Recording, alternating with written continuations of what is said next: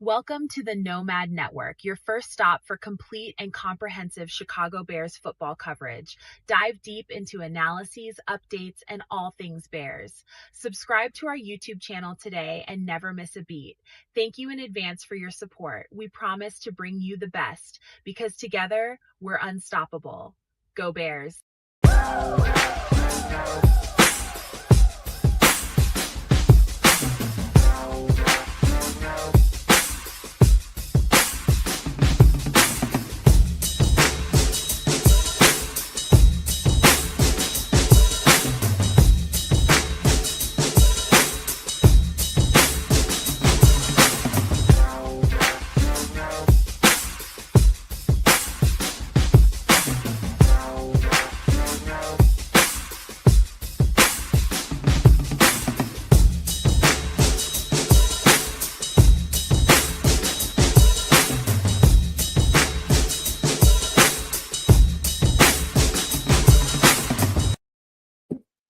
Woo! Yo, No Maniacs. Welcome into another edition of Nomad at Night. This is going to be a special show. When I say special, it's going to be good, man, because a lot of revelations has happened since the last time we've talked. We've got, I'm going to put the breaking news ticker on the bottom here just in a minute when I'm done talking. But, man, it's a lot of Bears things going on, Bears news. It's a lot of Nomad stuff going on personally that prevented me from doing everything that I wanted to do. And shout out to Samo, who's been trying to get in here and do his thing again on the mock simulator and mock simulated offseason and mock draft. He wanted to try it with this new simulator that we've been using the last few weeks, but, got a man in the fort right now because, young people come first, family comes first, and that's where he's at right. That's where he's at right now. I just wanted to give him a shout out, man. Appreciate him for wanting to do it and just not having the ability to do it right now. So shout out to Samo, but welcome in you guys once again. Shout out to Person Kids for being here for another one. We just got through going through who should or shouldn't be doing this mock off season. And I think, I'm trying to be a little selfless here, man, because really the mock off season, mock drafts don't really mean a whole lot to me. But it's more fun when these guys do it, man. It really is. I enjoy letting these guys do it, because they have more fun with it than I would, so it makes for a better show when somebody like these two guys can do it. And so I'm just going to be a wingman, and Kez is going to do his draft again. And we're going to go from there, man. So I'm going to just pass the ball over here with a bounce pass to Canada, see if he can dunk it or pass it back to me for a dunk. No pass backs, man. We running with the rock on Sunday. Welcome in. Welcome to the show. Thank you for joining us here tonight at Nomad at Night. Man, yeah, it's three of us doing the darn thing. We're gonna mock it up once again, see what the off season says. Been one little bit of a busy week for y'all, some heartache, some happiness, depending on who you are. I would like to say big shout outs to DJ Moore. We'll start it there. Mad love to Tremaine Edmonds as well. Both of those brothers were exemplary Chicago Bears, and unfortunately, they're now off into the wind and in other places, depending on who you're talking about. So, Ralph said the Packers got. Oh God, they're getting ready to try to get rid of Big Jalen Carter. They got John Franklin Myers. Myers. I was hoping we was getting him, man. Let me look at the news. I got to look at the news. Keep going, man. So I was supposed to be watching Twitter, but here I am doing the darn thing. I guess Nomad's going to go jump on Twitter and take a peek. There's going to be crazy stuff going left, right, and center all over and across the league, especially this here week. Who knows what's going to shake out? But as stated, we've seen DJ Moore go to Buffalo. I think that is a brilliant spot for him to show up. I think Josh Allen and him will make for an amazing duo, and big things for the Buffalo Bills. Same token, the return on investment here is a second-round pick for the Chicago Bears, and that ain't so shabby either when you kind of look at the fact that he was a trade asset in that same that same haul of a trade that got us Caleb Williams and many other people. So I think Ryan Poles did what he had to do to free up cap, and here I am going to mess it up tonight. So throwing it down to my brother. Before you pass it on, man, when this thing scrolls to the top, you feel free to read off, and it's about to scroll to the top right now. What are you talking about? The ticker on the bottom. It's about to scroll off right now. Okay, I'll run the latest and greatest for the Bears right now. So, recent Bears news center Drew Dahlman retires at age 27. That's this week. Big fun. Bears trade DJ Moore, wide receiver, to the Buffalo Bills for 2026 second rounder. Nice. And I believe they traded a 5th round pick to get that as well. Bears trade for center Garrett Bradbury with the New England Patriots for a 5th round pick. Mixed emotions from across the board on that one. I think it's actually a great move. Defensive end Daniel Hardy was also re-signed for another 2 years at $6 million. So lots of moves, and who knows, we might get interrupted by a couple more as we go through the show. Trips. Hey, what up to everybody? Welcome in Sunday night on this NFL free agency eve, if you will. The deals are going to be flying hot and heavy. How many for the Bears? Don't know. Don't expect a whole lot of purse opening and coin spending. You know, there could be a few depth up and comer signings. Hopefully, no whammies or over the hills or anything like that. So, yay, let's go. What was that show back in the day? No whammies. Let's go. What was the show called? I've seen that on Pressure Luck. That's on Pressure Luck. That's the show. That's on Me TV. They got that on Me TV. Okay, cool. Me TV knows about that. I like that. Goddamn. I haven't seen Pressure Luck in forever, man, but you gave me a little flashback. Anyways. There it is. All right, but please make sure you are subscribed to all 3 of the channels, as we are streaming on 3 right now at the Nomad Network, Ed's Nook, and Sports Chicago Style, also known as Triple R SCS. I don't know the name of the channel, Sports Chicago Style, but the YouTube thing says that Triple R SCS. I don't know. I don't make the rules. I just report them as is. So appreciate the subs, and let's get this party started. Go ahead, Nomad. Well, first of all, we gotta do something a little real quick. We haven't had to do this in a while, but I love to do it, man. I love to see more of it. But we got this.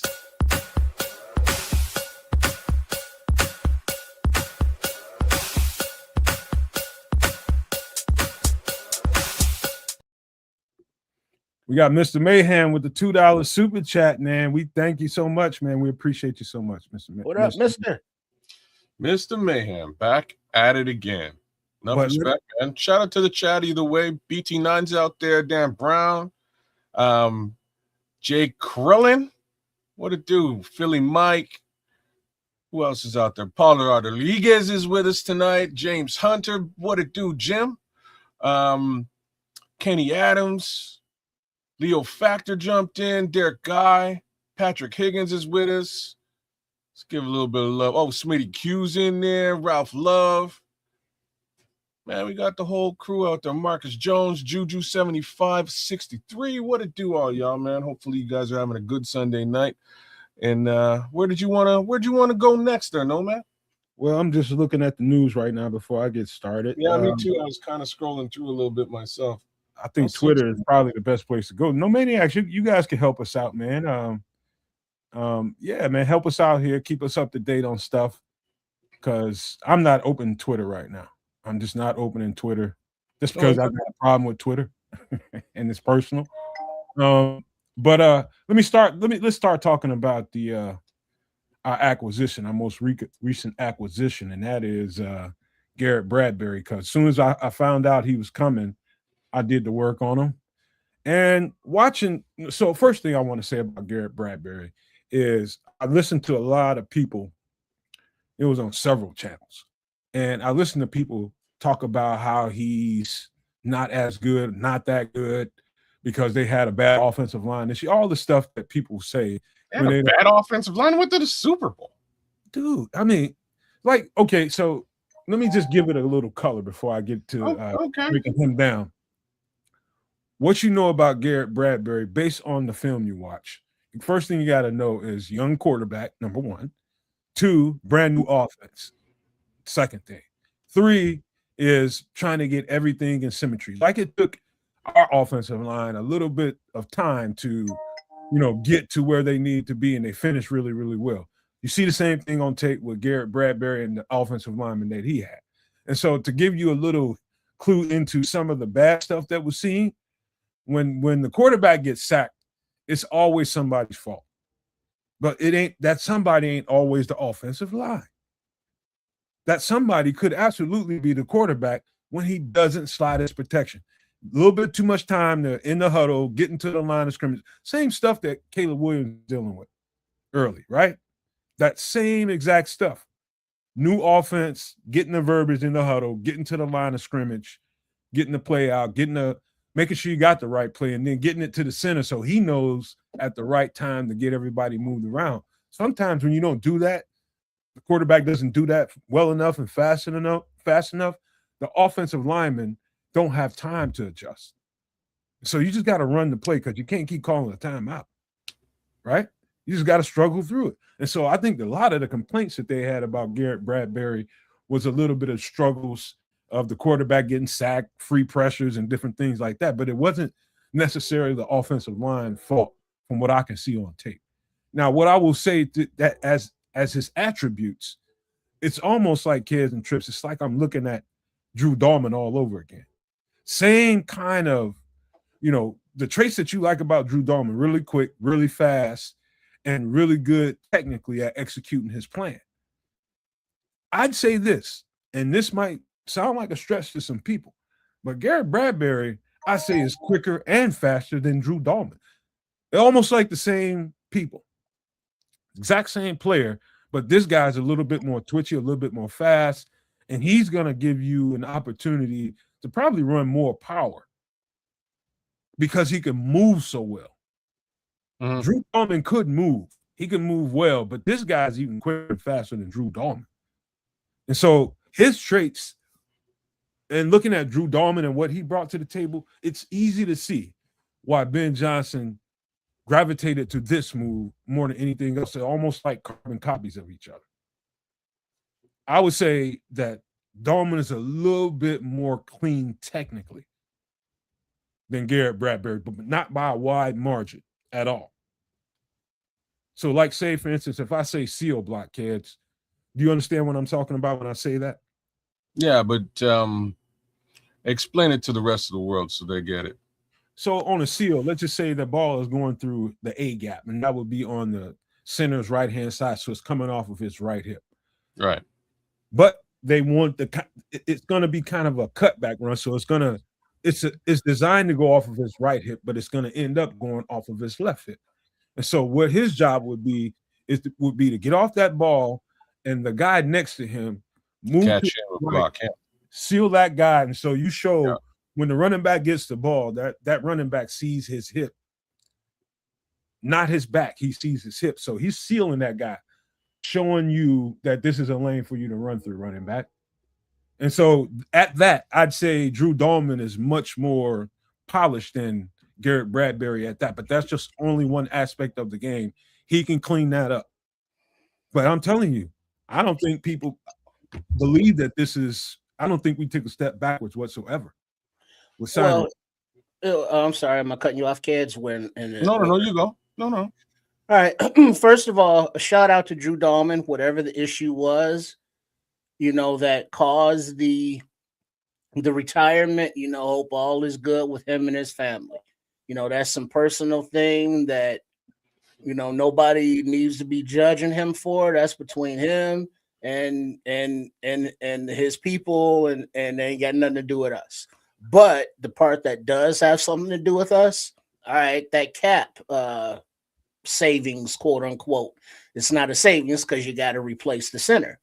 And it looked like what was going on in the center market with the free agents or the possible free agents, because the top two guys, Linderbaum expected to fetch, 20 mil. And then the guy, McGovern, I believe, from Buffalo, he re-signed, so he never hit the market. And the center free agents are not as good as Mr. Bradbury. So with a 5th round pick for next year in 2027, to get a starting center who can step right in, who is a former, college roommate and teammate of Joe Tooney, who was the center for, a young quarterback, all the way to the Super Bowl. You can't find that on the street, so to speak, at his price. So the same plan that New England did for him when they had Bradbury, they still drafted a rookie center last year, and they had him developing all year. Was it Jarrett Wilson, right? Is that who it was? I believe. Check me on that in the chat, please. Appreciate your participation in the show, because it's not about the three of us you see on the screen, even though the one at the bottom is the most photogenic.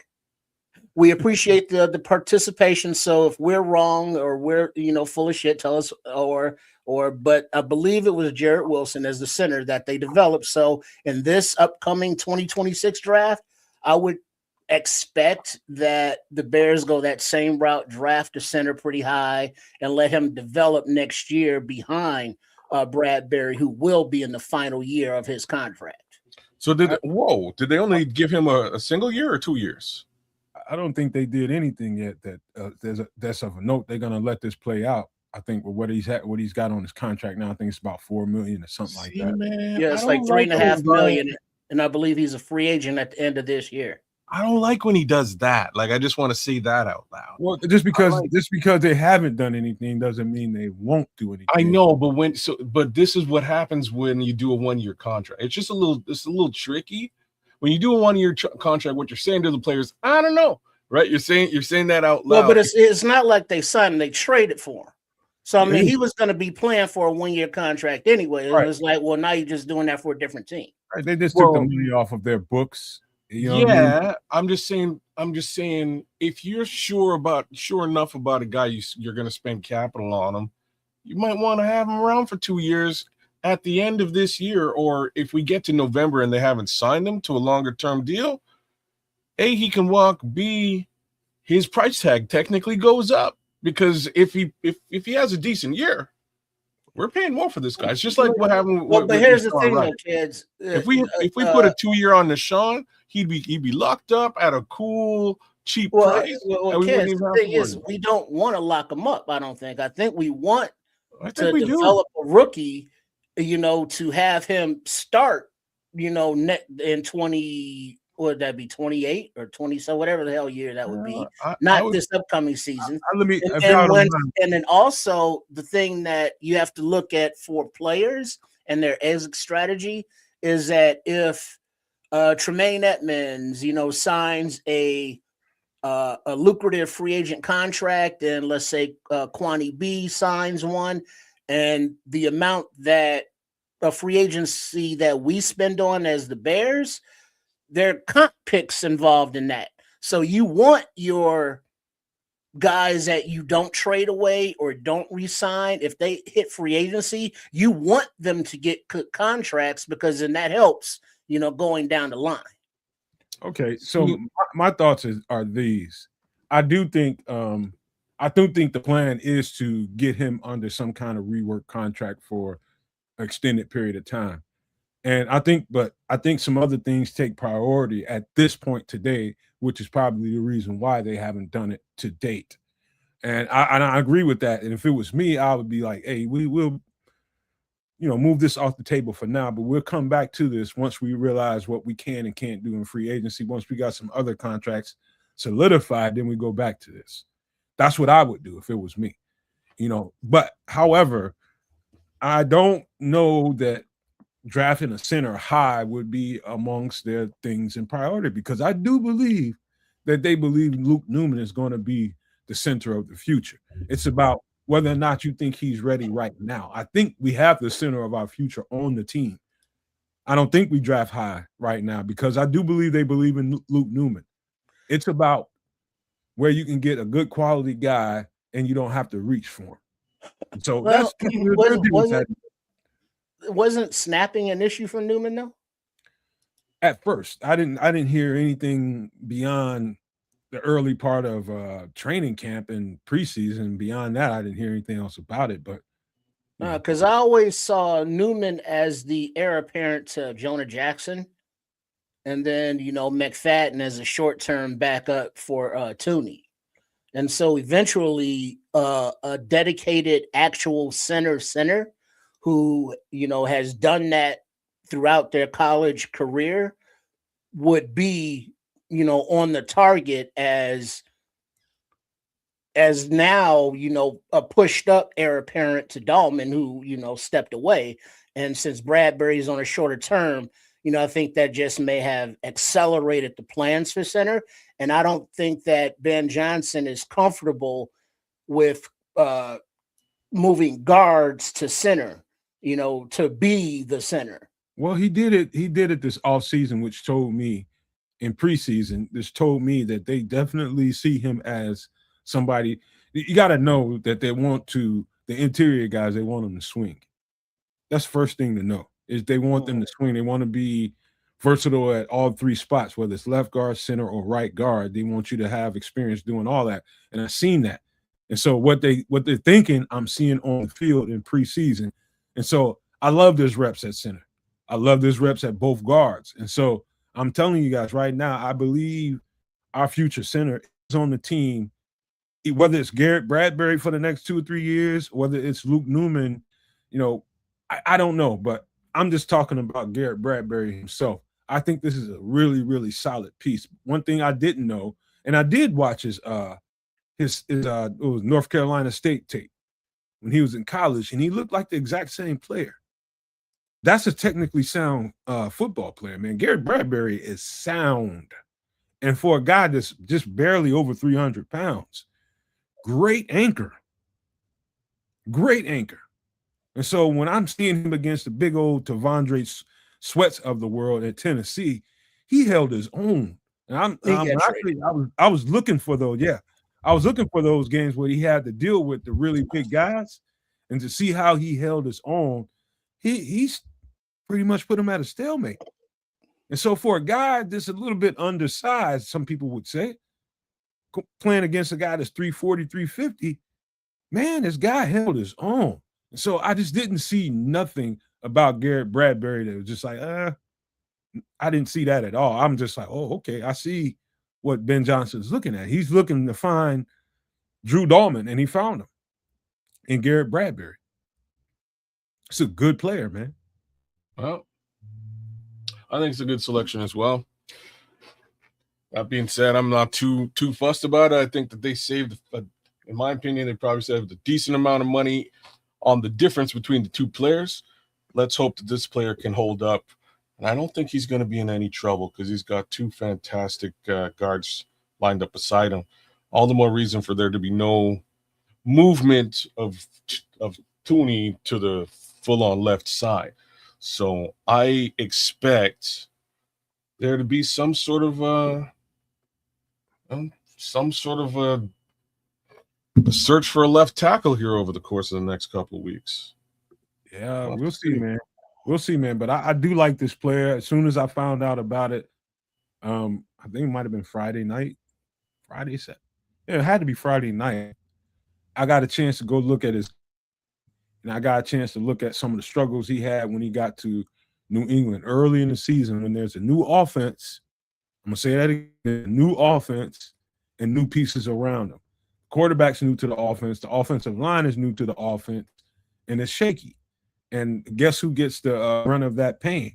The quarterback when he gets put on the ground, right? And so some of the complaints about Garrett Bradbury, I think, were unwarranted because of there's always other issues that's going on that people don't really understand. But they have a mouthpiece and get on social media and complain about things because that's what people do. But not understanding the context is where I would land with some of those people that were complaining about Garrett Bradbury, because he was a stud when he was at Minnesota. And he got here and the system changed, and you got to learn everything all over again, get the calls right. You're dealing with a young quarterback. It was just a lot. But Garrett Bradbury is a really nice piece. I'm just telling you guys that right now. We got a good replacement for Drew Dahlman. And so, however, this thing out with a new form or whatever, I think we got a really good replacement. I didn't feel good about putting a young guy under a young guy. Talking about Caleb Williams, man. I really thought that they needed to get a veteran. We just talked about it last week, kids. As a matter of fact, what would be the right thing to do? And I always felt like it was a veteran somewhere that would be the right thing for them to do for Caleb Williams. And they got him. I think Garrett Bradbury is a good player. I agree. Across the board. All right. That's exactly what they do. Y'all ready to get a couple of college players before we get this thing rocking? Let's do that. Shout out to Flex Diggs in the chat. Saren Collins. Who else jumped in? Oh, Junior. What it do, Junior? Good to see you out there, man. Broski Bears with us tonight. So I had a really busy, let's just say, Friday afternoon and night, because the whole thing with DJ Moore and this thing that happened with the center. I had to watch his stuff, and then I haven't really turned the page, to receivers quite as much. I've done some of them, and let's just say I haven't put an emphasis on receiver in this draft because I didn't feel the need to have to do that. But here we go, living life and finding out that we need to look at more receivers. And so I did that. One of the guys that I want to point out is Mekhi Lemon out of USC. And you start thinking about some of the traits that you want to replace that DJ brought to the table. DJ is one of those guys that can be multiple. He can line up out wide.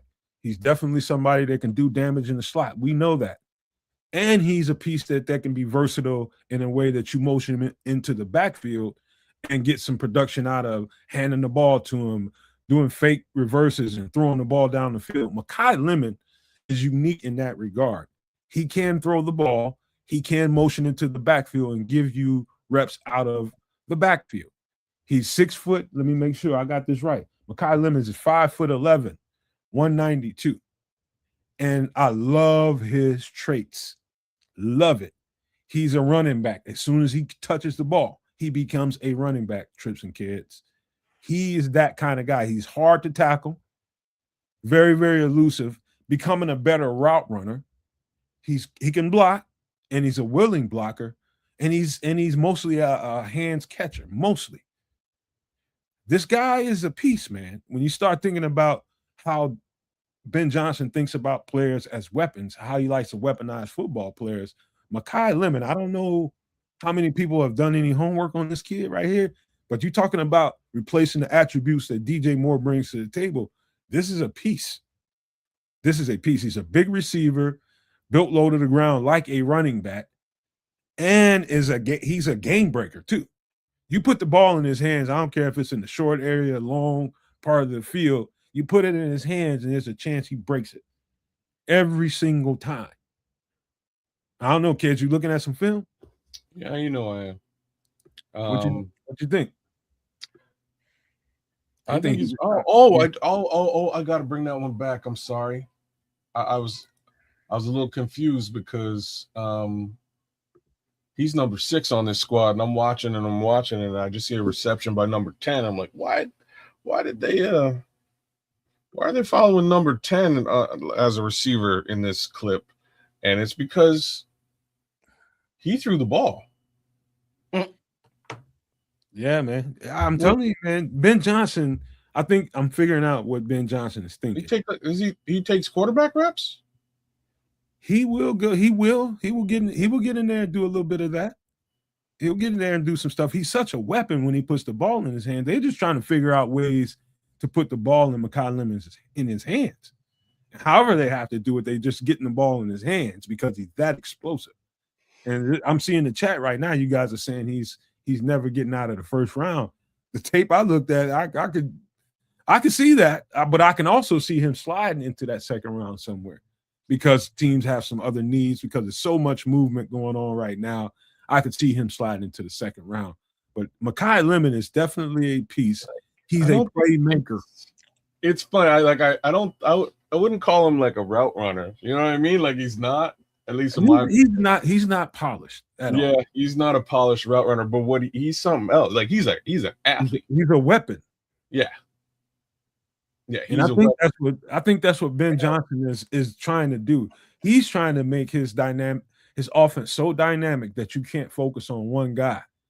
You can't focus on two guys. You can't focus on three guys. You got to make sure that every single person that's an eligible receiver is a live wire. And he's looking for players that can help make the offense. We already know we got a couple of tight ends is going to make us more dynamic. Got a couple of receivers that's going to make us more dynamic. But if you add another piece to that group that is versatile as well and can throw the ball off of reverses and stuff like that, that's the kind of stuff that Ben Johnson likes. He likes to go in his bag. My boy so back in the day, if Ben Johnson had NCAA football, he was recruiting a whole team full of athletes. Well, he would recruit this player for sure. This player you play wide receiver, play running back, and play quarterback. In certain plays where do you need them to plug in the Swiss Army knife, if you will. I got Giovanni Giorgio that says, "What do you guys think about bringing Darnell Mooney back?" What? I thought we want to do that. I wouldn't. I don't see. You thought about this? Why? I thought because Darnell Mooney's out there. So there's all kinds of receivers out there. I'm just saying. And the one you thought about was Darnell Mooney. Darnell Mooney became one of the. Unfortunately, kids, cheaters out there. What I have to do is consider everybody because that's the way you have to be. If you gotta study him all, know what Darnell Mooney brings to the table, but he's a piece that's out there, and you have to consider him. But it's like Darnell's like a notch in the headboard. It's like you could go back, but it's like onward and upward. Already been there, done that, so to speak. All right, so I got the best receiver in the draft, I think, and it ain't gonna be who you guys think. And we're gonna save him for last. We're gonna get to another player that I think is a dope football player, and that is Grayson Halton out of Oklahoma. Are you sure we didn't do Grayson Halton already? I'm telling you, we did not do Grayson Halton. Okay, I swear we did because he's a guy, man. He is. If we did, I forgot about it. I don't think we did. All right. Grayson Halton is 6'2", 292 pounds. He's what people would consider a tweener, but I don't think he's a tweener whatsoever. He's a D tackle. And what's funny about this, and I don't want y'all to take this the wrong way, but when you watch him play, the thing about Grayson Halton, I'm going to give you what I think is his downside first. And I think he's definitely first thing they do with him is start working on lowering his pad level when he gets a little tired. Because you can see, if he's out there for consecutive plays, like 5 to 7 consecutive plays, you can see him rise higher and higher and higher the more and more fatigue he gets, depending on his snap count. And so that's not the worst thing in the world. When you got good coaches around your building, that's something you can really, really clean up. And you can clean that up by not giving him extended reps. Don't leave him on the field longer than he needs to be on the field. Get that rotation going on so you don't have to worry about Grayson Halton being high with his reps. But let me tell you, the rest of them, it's really good, man. He's quick off the ball, really good at getting off of blocks, really good at shedding blocks and keeping himself live during the play. And he's quick. And so he's got a good motor until he gets tired. I have to say that, man. And I'm not trying to put the guy down, but I can see, looking at the live reps for Grayson Halton, that you can see clearly when he's getting a little fatigued.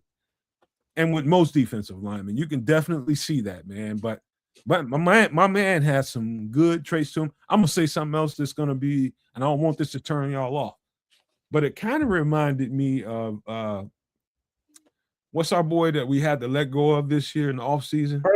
Zach Pickens.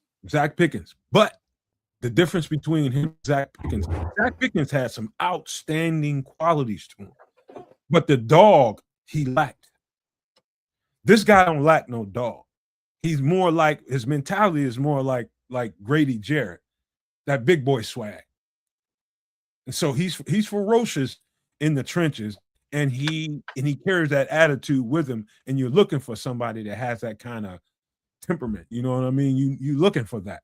And so that's where he's different than your boy that just left, man. I to this day, I'm still pissed off that he didn't turn out. Zach Pickens had some great traits. He had more traits, better traits than Ron Dasher, but he just didn't have the dog in him. This guy had the dog. And so all those traits that you see on film, you can see them coming to life. He's not going to shy away from nothing. He is going to meet every opportunity and every, whatever is in front of him, all the adversity, he's going to meet it with ferocity, man. Grayson Halton is a piece out there. Yeah. I kind of feel the same way that you do. He can be explosive, high pad level, but he gets gassed pretty quickly. That is something to be considered with your D tackles, right? Definitely want a D tackle with as much motor as possible and or a really good rotation. I don't know who they've signed or who they're going to sign with respect to that D line right now. So I don't know, man. I've selected Grayson Halton a couple of times to this squad, but the more film I've watched, the more I'm like, that's me. That's my take on Grayson Halton. All right, before we get to the next guy, man, I'm gonna give y'all a chance to, because I tried to tell you all, and I ain't talking about you two guys. I'm talking about the No Maniacs, Super No Maniacs.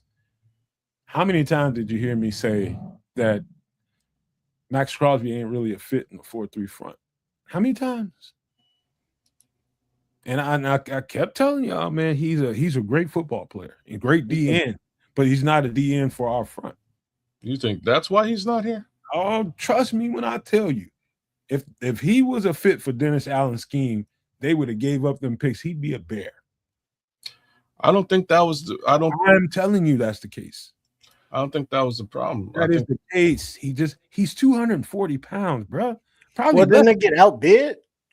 That's what I believe the situation is. Dog, no. The Ravens are giving up. The Ravens suck this year, which is just crazy because I think most of us had them as potentially the Super Bowl champions. I don't know what happened, but end of the day, they sucked, and they've got the 11th pick in this year's draft, which is pretty wild and crazy. Lamar he's 240 pounds.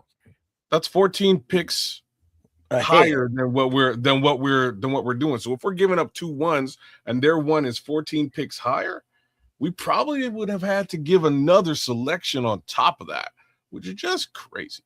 Bare truth, man. He insists on he can't be a fit in a 4-3, not in this front, not the way Dennis Allen does. You just won't find a guy 240 pounds at his edge group, man. He's just not. He's just not.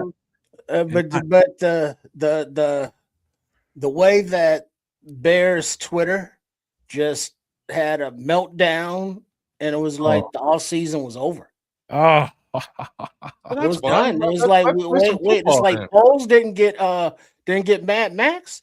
It's done. Fire Foles. It was. I'm so glad I wasn't on Twitter. I'm so glad. I hear y'all, Sharon. I'm just trying to give you perspective that, if you just need a pass rusher only in this defense, Maxx Crosby is not an every down pass rusher. He's not an every down edge rusher. That's just the nature of a 4-3 front. He's just not. They traditionally use bigger football players than Maxx Crosby. I'm sorry, man. I know it's not what you all think, but wait, hold on, no, man. Pete this though, kids. So Maxx Crosby got traded for, and so Bears Twitter had a universal meltdown, and then I was like, okay, 2 firsts. Oh yeah, that was expensive. Didn't want to pay that. All right, so let's go ahead and bring Khalil Mack home. We'll be good with that if you bring Mack home. That's over.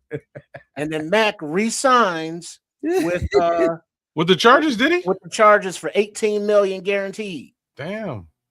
And so that was off the table. And then there was another collective meltdown. It's like, we got to get Linderbaum. And it's like, wait a minute, we traded for a center. Oh shit, we not gonna get Linda Baum either. Oh, fire balls. It's all good, is all I can say, man. It's all good. I just didn't expect Ryan Poles to make a big splash move. Like that's the only thing about it. He hasn't really done that yet, with the exception of trading the number 1 pick, which again, it was almost a no-brainer if you didn't want to select the quarterbacks in that draft, right? If you weren't impressed by these quarterbacks, you want to get out of that selection. He did. But bruh, DJ, flip for a second. So that trade is still bearing fruit. That's what I'm saying. Yeah. So all now we have a second-round pick, and who knows what happens? But fire. Yeah. I'll tell you what, man. I just wanted to get that out there, but we got one other guy, man, the linebacker I wanted to talk about here real quick. This is Shad Banks Jr. Shad Banks Jr. is what his name is, out of UTSA, formerly of TCU, I believe. But this is top 3 to 5 linebackers in this draft to me, in my opinion. And he played primarily pretty much at middle linebacker while at UTSA. However, I do think his traits definitely say will linebacker, so he's versatile that way. But man, you want to talk about the thing I like about him is his react time, processing speed, and when he's ready to trigger, when he sees it, how fast he triggers on it. Really safe in coverage, really good in coverage, and you can tell that he works at that, because most linebackers just want to run and hit, and that's just their nature. That's why you're a linebacker, because you like to run and hit people. But you can tell that he's been working hard on the cerebral aspects of the game, and I can see it coming through in his game, watching his film. This is a very, very good linebacker, Trips and Kids. This guy not only reads it well, but his reaction speed to what he sees. And so reading the quarterback's eyes and knowing how the route concepts are developed and what's coming in this area, what's going on behind him, even though he can't see it, he knows good spatial awareness, very good spatial awareness. So he'll slide left or slide right doing his own concepts to really, really alter what the quarterback is seeing. Even though he doesn't know exactly what's going on back there, but he can tell by the eyes of the quarterback that he needs to kind of lean one way or the other. And you can see that in real time. You can see him thinking in real time. But I think the most impressive thing about Shad Banks Jr. is he's a leader, true blue leader on the football field. And the personality of the team kind of goes as he goes. And so you're talking about having to replace a linebacker. This dude, I don't know. I think more than likely he's definitely going to play a versatility of will and middle linebacker. But if I was coaching the team and I'm drafting Shad Banks Jr., I'm looking at him mostly as a will linebacker because the sideline to sideline speed, and when he sees it, how fast he closes on the ball is exceptional to me. Thumper as well. Shad Banks Jr. is, to me, top 3 to 5 linebackers in this draft. Easily to me. What do you say? I haven't had the chance to look at Shad Banks yet. Let's see. Oh yeah, we did Red Murdoch, I think maybe a week ago, Barlissimo. But shout out to Barlissimo. I ain't seen you in so long, bro. I miss you. Yo, blessings, Barlissimo. Hopefully all. Wait, when you say one of the top linebackers, you like him better than Jefferson? Yeah, overall, yeah. Overall, I think Jefferson is. I think he's specifically a will linebacker. I think Shad Banks Jr. is that versatility that can go from middle to will linebacker. And if need be, go play some, because the way he thumps, he can go play Sam if he needs to. But you want a bigger guy because Shad Banks is only 6'1", 230. So he's going to be that between, I don't know, between will and middle. Yeah, he's not Sam linebacker. You want a bigger guy. I think he's top 3 to 5. I think he's better than most of the linebackers I've seen in the draft.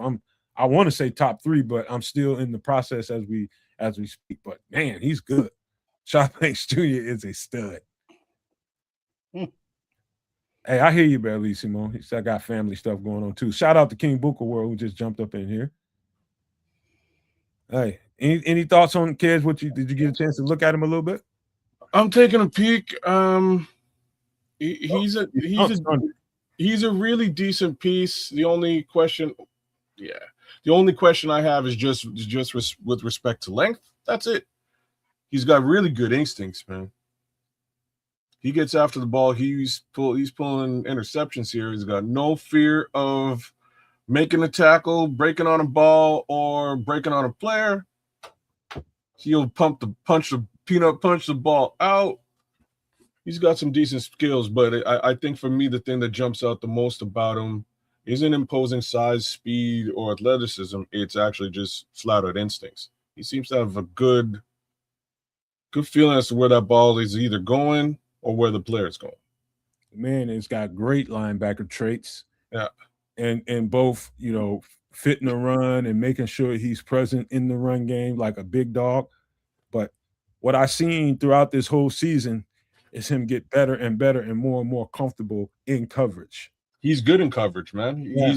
There's a couple of really nice interceptions. And when I mean nice, he's not, he's reading the eyes of the quarterback and getting in that lane. And it's really just him alone making that play, All right. I appreciate it. He's all right. I think he's really good, man. I think he's just going to get better and better. He gets around good coaching, good players, and Chicago has that. And I think the ceiling is high for Shad Banks Jr. I really do, man. But that's Shad Banks Jr. out of UTSA, 6'1", 230 pounds. But the next guy I'm about to get to, and we can fight. I don't care. We see each other in the street and we can fight about it. But I truly think that when you got to replace DJ Moore, and not because of just we got to replace DJ Moore, I think Jeremy Bernard is the most complete receiver in this draft. I think he's the best receiver in this draft. I'm just going to give it a little context. He's he's at Alabama with, pretty much the receiver, everybody, all the media pundits are saying that the best receiver in the country. He's getting all the hype, and that's Ryan Williams, number 2 for Alabama. But I'm telling you, week in, week out, and I pay attention to a lot of Alabama football. I'm always watching those players at Alabama, Georgia, these schools like that, but in particular Alabama. I think Jeremy Bernard, he is absolutely, let me make sure I got this right. He's 6'1", 205 pounds or so. If you're gonna move on from a DJ Moore, what can you get that can replace the attributes that DJ Moore brought to the table? Which is why I brought up these 2 receivers. But I think Jerry Bernard is the best receiver in this draft. And people will fuss and talk about the Notre Dame receiver and some of these other guys out there. And I can understand those arguments, but this guy is complete. He not only will tear you up in the mid game, short area, getting the ball, he turns into a running back. But little key nugget about Jeremy Bernard that a lot of people don't know about, he was a quarterback in high school. And so he can throw the ball as well. He can line up at Wildcat and tear your defense up. He can line up at running back and tear your defense up. But the trait that Ben Johnson is going to like about him is that he's a former quarterback and he's got a good arm, an accurate one too. Many times I've seen him get reverses and throw that ball down the field, and he's smart too. He knows when to tuck that thing and run, because most, guys that get in a reverse, they want to get a chance to throw a touchdown. So they're going to throw it regardless of how good the coverage is down the field. But because he's smart, because he's a former quarterback, he knows when he doesn't see what he needs to see, and he knows to tuck that ball and make a play out of it. Jerry Bernard, and again, we can fight, is the best receiver in this draft, and I'll put my name on that. And if you want to replace DJ Moore, Jeremy Bernard should be at the top of Ben Johnson's echelon, because he brings the exact same traits to the game as DJ Moore. I just say he probably has a little bit better hands than DJ Moore.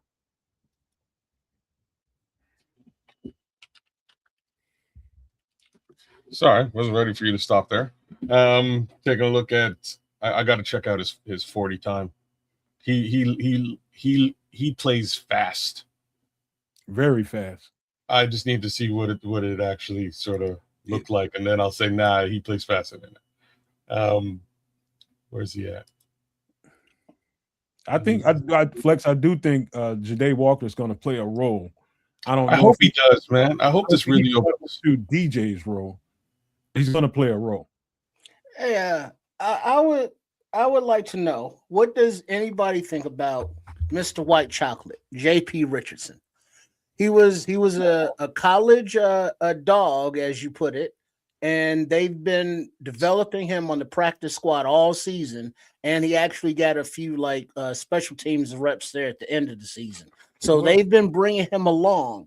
Do you think he plays any kind of role going forward in that room? I do, but I'm just, because we got this image on the screen. I'm gonna take this down in a second. We can get to that trip. Oh, okay. All right. Jeremy Bernard, I'm telling you guys, I don't see a weakness in this football player. Not only do I not see weakness, I see tough and I see dog. Take shots, get up from every single one of them, and he's at his best when the game is at its highest. So the higher the competition goes, the more this guy raises his level. And I think he took some personal pride in everybody talking about Ryan Williams, and he's playing like, you don't see me here. I'm telling you, Jeremy Bernard is the most complete receiver in this draft. And I like Malachi Fields. I like this guy better because of what we just lost in DJ Moore.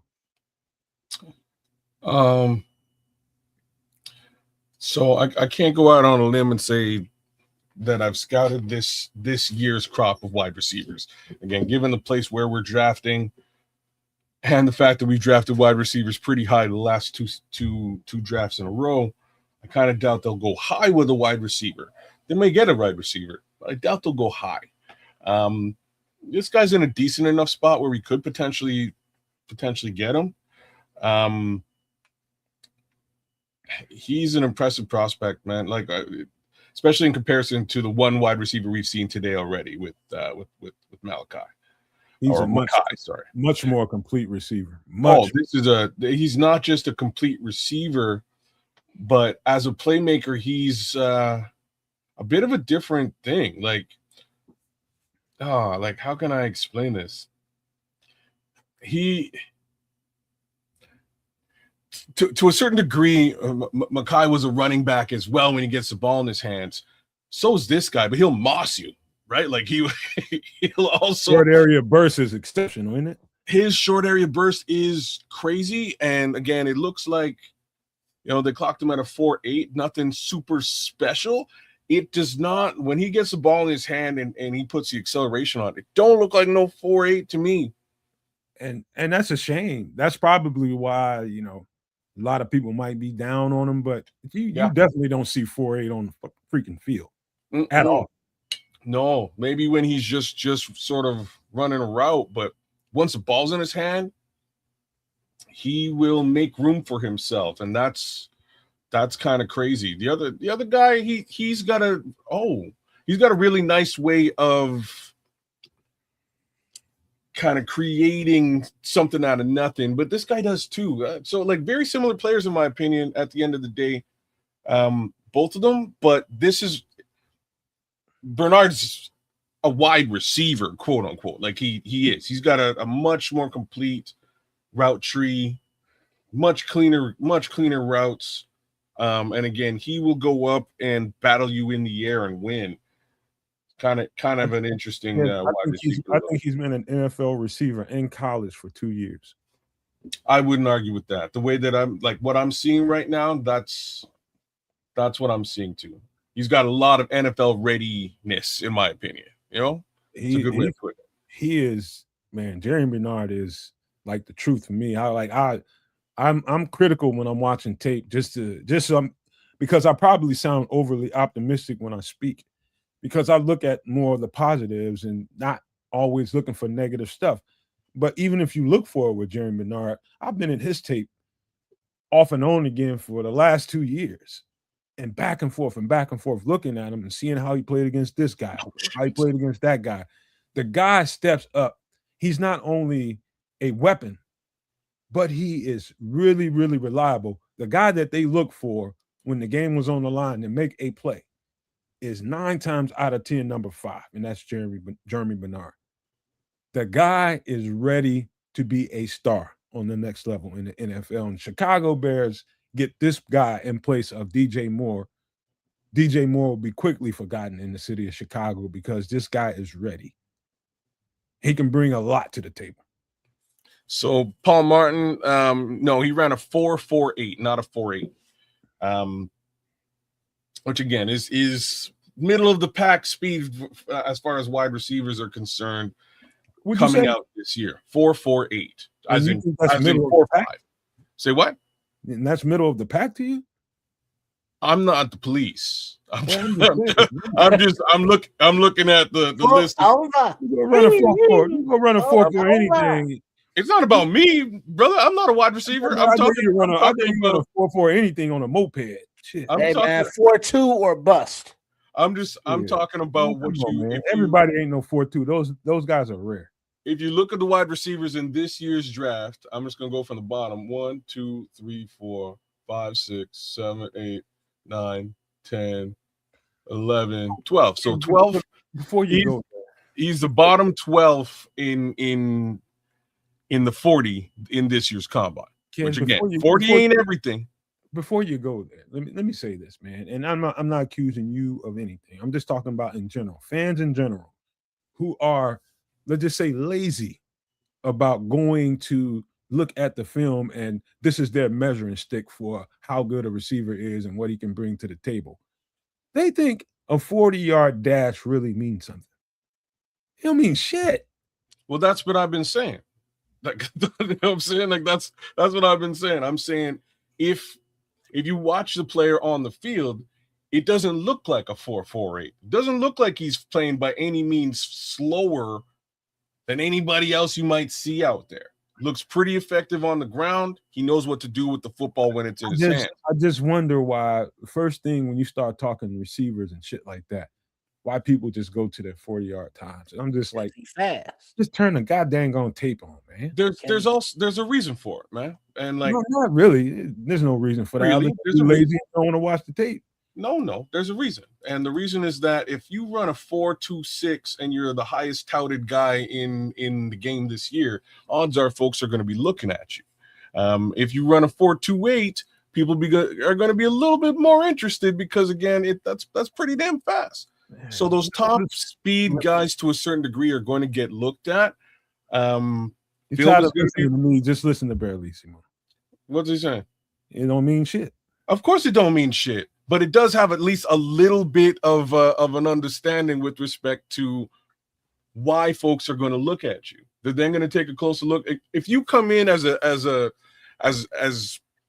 just a regular mocked guy, and you know you might be listed a little bit higher up, and then you burn down 4.22. Like, where was Xavier Worthy last year? Well, I get it. Or 2 years ago. You know what I'm saying? Xavier Worthy broke a record, and next thing you know, the Kansas City Chiefs are trading up to get themselves some Xavier Worthy. I hear you because they had a specific need. They needed somebody to take the top off, and they got a guy to take the top off. I'm just talking about. I think we have a diverse group of supporters that support all what we do, man. And I try to elevate them. And we got some guys that are diverse and know football right here in the chat talking tonight. I'm trying to help elevate it. And I don't want people to cheat the game and go just look at, PFF stats and 40-yard times, RAS scores and think that's the measurement of a football player. What I'm always insistent about is trying to get the people that support what we do. And the reason why you come here all the time is because you like how we give you the detail about these guys. And we ain't just looking at whether the guy's green in his RAS score, yellow, red, whatever it is, or he didn't run this or didn't run that in the 40-ounce the 40-yard dash, because that tends to be the stuff that people want to look at when they don't want to watch tape. And tape ain't for everybody. I'm just saying to you guys, you're better than that. don't be measuring nobody based off of these things. Well, you should. You're right. You, like even if you do look at the 40 time, you should be zeroing in on, can they run a route tree? What are they? Can they get separation? Like these are things that you can't get from just 40 time. You have to actually go out there and look at the tape. My simple point is that, sorry, Mr. Bryant here is saying that every receiver that's broken, the record, the 40 time record, has basically been a bust in the NFL, and that's factual. Mind you, they were all overdrafted as well. Right? Like highly overdrafted. So I'm saying from a draft perspective, some of these guys to put up these great numbers in the combine may wind up going a little bit higher than a Jeremy Bernard, which bodes well for us potentially selecting a Jeremy Bernard. So follow me. You know what I'm saying? Like follow me. I'm not saying it's the end all be all determination or judgment factor for who's going to be the best wide receiver in this class. I'm saying what it is a metric that teams will use potentially to drill down and then make a draft selection on their board. That just comes to, where you can justify drafting a guy, kind of basically. But let me tell you, take it from me. There's people out here that have podcasts and have, platforms, and no disrespect to them. And then there's other people that do this shit. What people know about the Nomad Network is we do this shit. It's like what we do around here. Like I'm never gonna cheat you guys with a breakdown. I'm never ever gonna do that. Ever. I just refuse to do that. I'm gonna give you the details.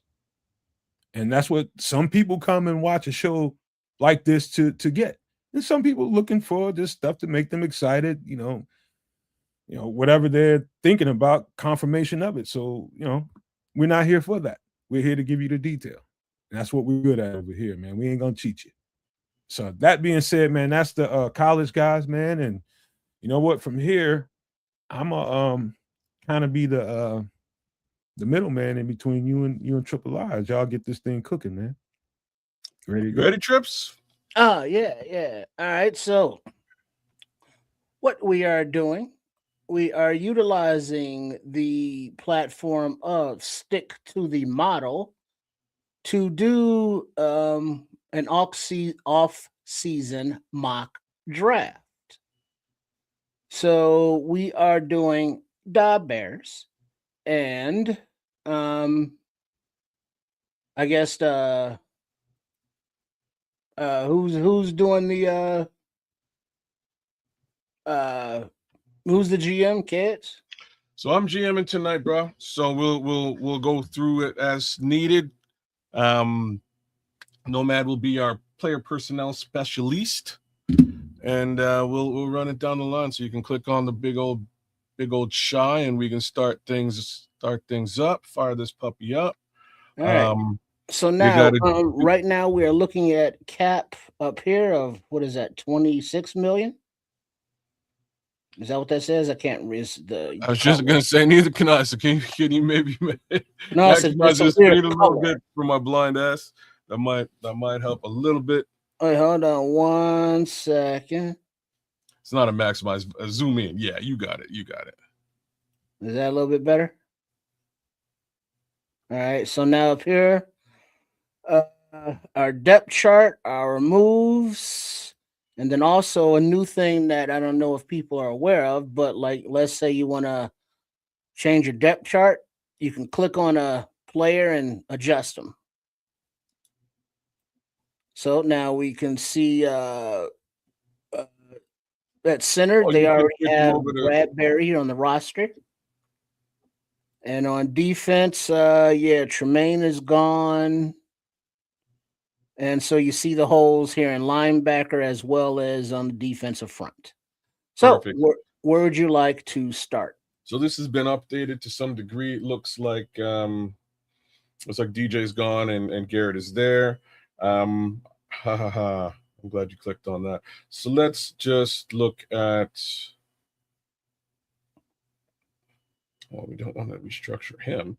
Let's go to all. Stay to all. Let's restructure Montez Sweat, please. Need more money. Is Jalen gone in the Go back to that trip, undo and go back. Click on actual the green instead of the purple. Yeah. We've got how many years left in his contract right now? 2, it looks like. Perfect. Let's just re-sign this brother to 19 mil. Get us a couple of bucks back. He'll be here for 2 more years. Send it. Yeah. Send. All right. So now you got 38 million in green cap, which I can see much better. Okay, let's go to Joe Tooney. Mm-hmm. Looks like he's got 2 more years as well. Same green. Joe Tooney, not Jalen. Yeah, there you go.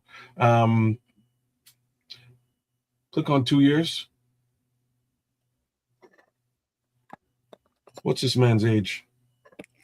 He's okay. Perfect. Joe Tooney's 33. Perfect. So that gives him 4 years. He'd be maxing out at 37 years old. That's crazy madness. Okay, forget this. Real quick, kids. Let me interrupt.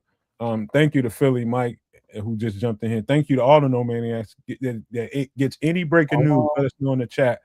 He's saying that Mike Evans has signed with the New York Giants per Adam Schefter. Damn. Okay. Daniel Hardy was re-signed too. I don't know if y'all saw that on the ticker. Daniel Hardy? Yes. Yeah, we mentioned that there earlier. So actually, don't extend and restructure Joe Tooney. Just restructure Joe Tooney. We'll take the dead cap hit. Purple. Yeah. Go ahead. I can't have him here at 37 years old. That's if he's still here, we're in big trouble. Deo Dangbo can't even do it. Jonah Jackson, I could do it with Jonah. Let's click Jonah, extend and re-up. He is 28. That's spread over 5 years, 28. That would leave him at 32 years old. That's fine by me. What's the savings? Just scroll down here. Yeah. Saves 8.5 million. That's fine by me. Extend and restructure. 54 million.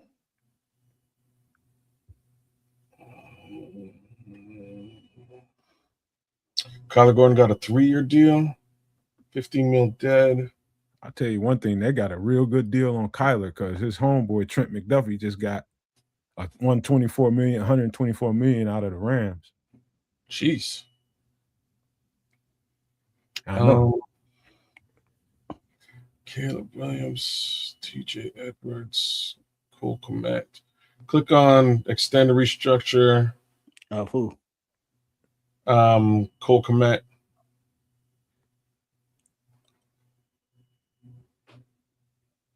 Scroll down to the bottom for me, please. What am I saving here? 2.1 million. No, cancel. Not worth it. We're cutting DeAndre Swift. Sorry, bud. Sorry, fans. I think they would have done that beforehand. I think so too, but this is me as a GM. If Monday rolls around, just saying, he wouldn't be on my squad. Extend Stevenson, Leo Factor says. I don't know if I'm going to do that, but I am going to find a way to keep Deshaun Wright. Tell you that much. But maybe we extend Stevenson. We're just going to go down to let's Darnell Wright actually green. I think Sharon Collins is right. I think you got to find a way to trade. Oh, you know what's up, Sharon Collins? That's happening, bro. You know, shout out to CHGO Carm and Shorty over at BCP. Your boy's getting traded tonight. I'm gonna scroll down, see what the savings is here. I don't think I'm gonna give him 4 years. Cost for 4 mil more. That's not terrible. Scroll up So this is 4 years of Darnell Wright. Yep. Cost me $4 million plus what? 17 out of what I just saved. Screw it, we'll do it later. That's actually not a bad deal. You're getting traded, pal. Garrett Bradbury. Yeah,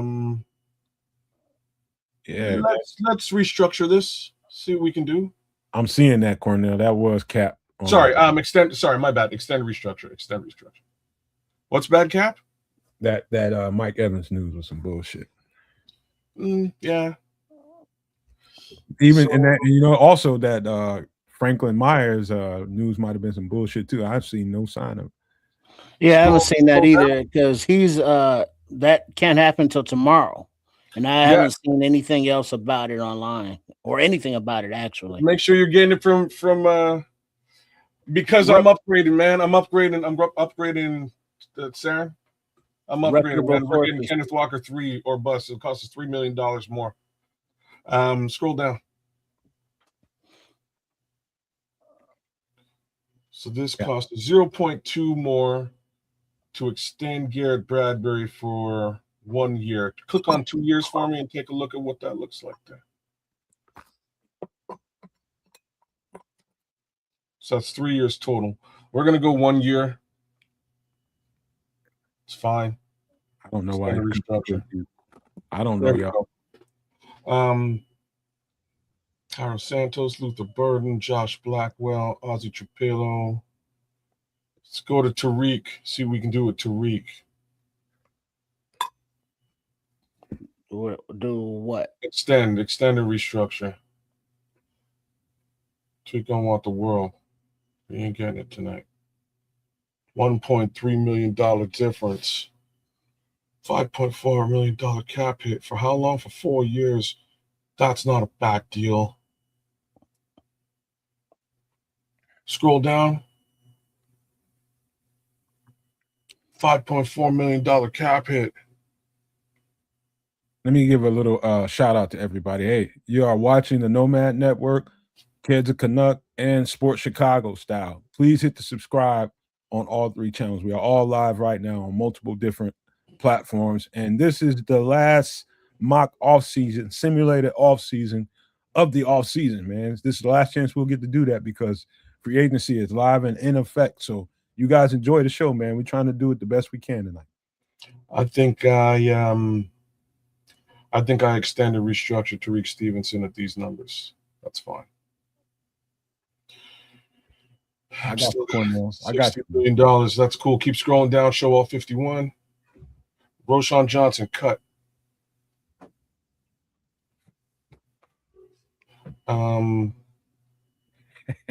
Keep going down. Are you sure? You're gonna love it when it's finished, brother. You're gonna love it. Trust me. Terrell Smith, extend. See if we can get him at a dirty cheap price tag because we need corners. 4 years. $2.5 million cap hit. Cost us 1.3 more. That is really not bad. We're gonna leave it alone. We'll leave it alone. Deion Hankins cut.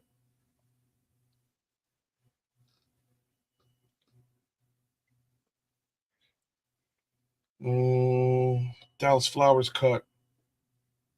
Johnny Garvin cut.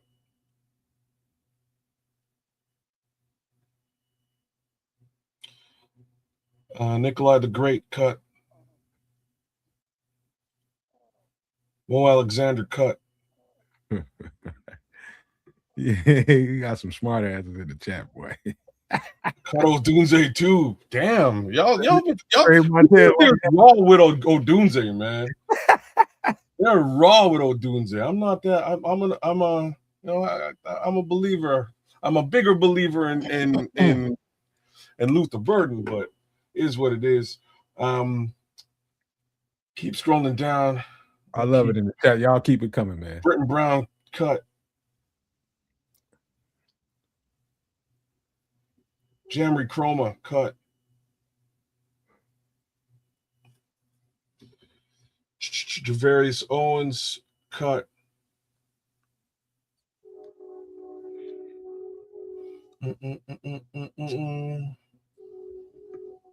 Luke Elkin. Yeah.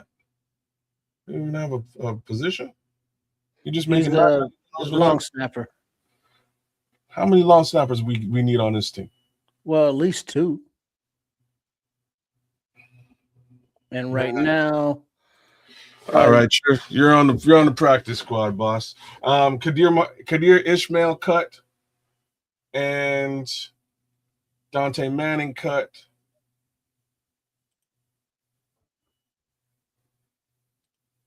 And Dominique Hampton cut.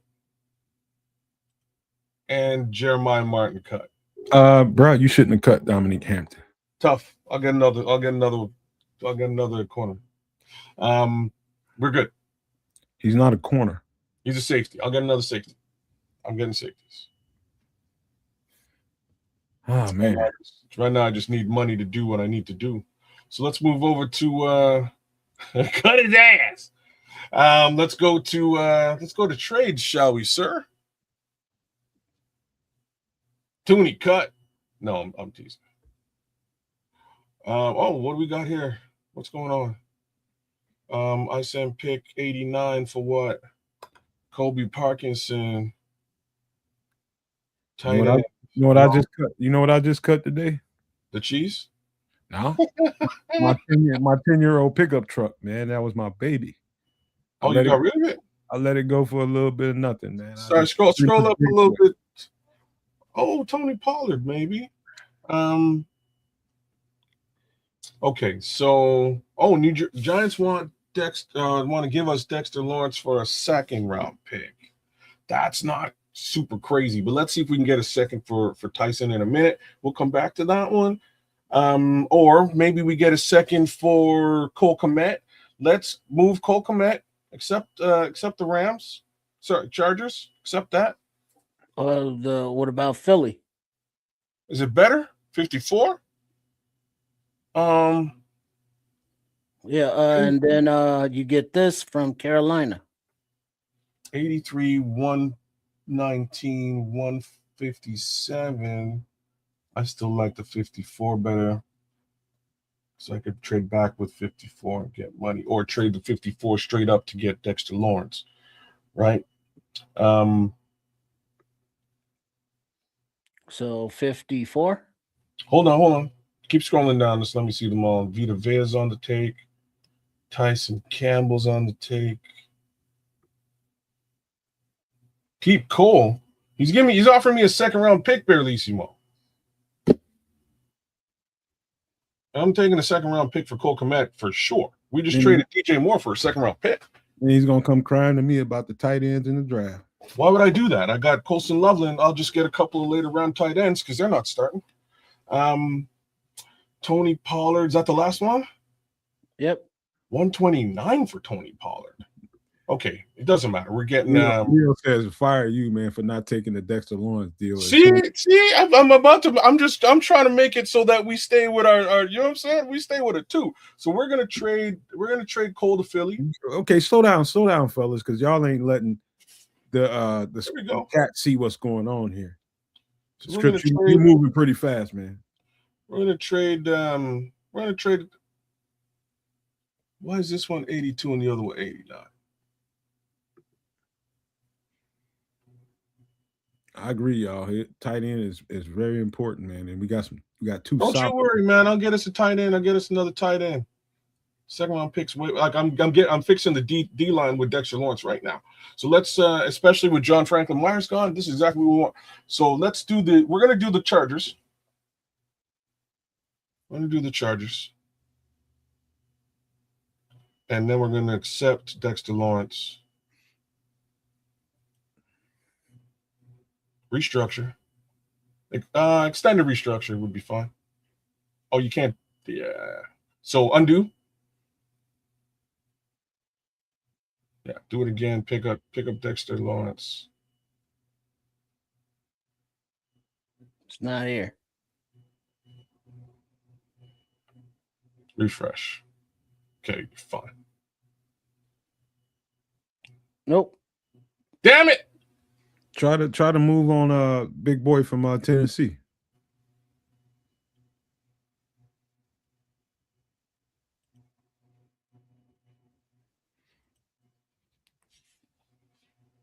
Just gonna do it manually. I see the chats, y'all. I'm just trying to stay Which out. one? I'm just trying to 57. I'm just trying to keep some of the chats off the screen so they can see what they're doing and you can see what they're doing. But keep them coming. I'm Now, reading. what do you want to do?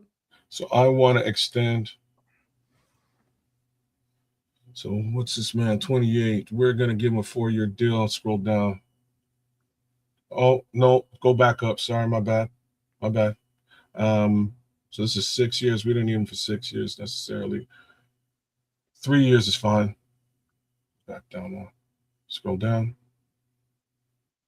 Save $7.9 million. Let's do that extended restructure. Cool.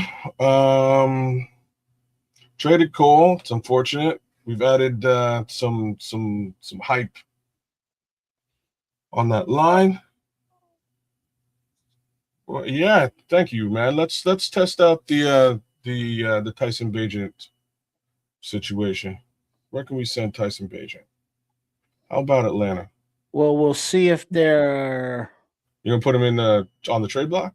and see if there are any offers just straight up for him. And they're not. So Okay. we go to there, we go to here, we go to add a player. It's easier just to go to quarterback agent. So we need any particular team in mind? Let's go Pittsburgh Steelers.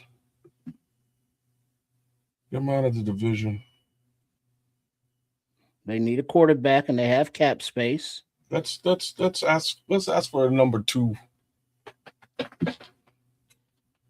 Let's go with pick 53. You know what? It's in the red over here, so that's a no. Okay. Let's go 3rd rounder. Which is still gonna be rough. What is that, 76? Yeah. And that's still way over in the red. Okay. Screw Pittsburgh. Let's go somewhere else. Who needs a quarterback? The Atlanta Falcons. Oh, snap. You know who needs a... Oh, man, I can't do that one. I won't even try that. Let's go 7. Yeah. Way in the red. Really? No love for him no more. Still way over here in the red. Does Arizona have a quarterback? I feel like they picked somebody up. No. We're going to go to Arizona. We're going to try for a 2nd-round pick here. You got Arizona, you got Miami. Way over in the red. Yeah. Let's try Miami. Oh, yeah, let's see if... Nope, not even interested. Strange, because I've done this particular trade on this app, and it's usually Did it give you green? Yeah, usually real good, too. Nope, no movement. Negative movement. Nobody wants a number 2 for you.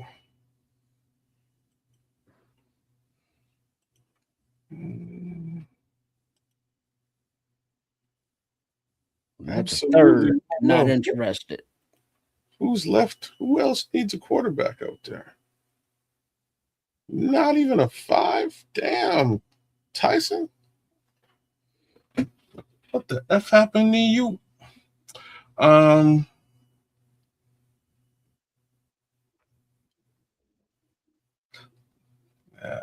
Vegas gonna draft. No, they ain't going to give up a 2nd-round pick for that, though. The only other place that needs a quarterback, but I'm willing to trade him, is Minnesota. You know who it was. Yeah, that's it. No dice. You see, if Quasi was there, he'd give you a 1st and a 3rd. They had to fire Quasi first, man. You know what I mean?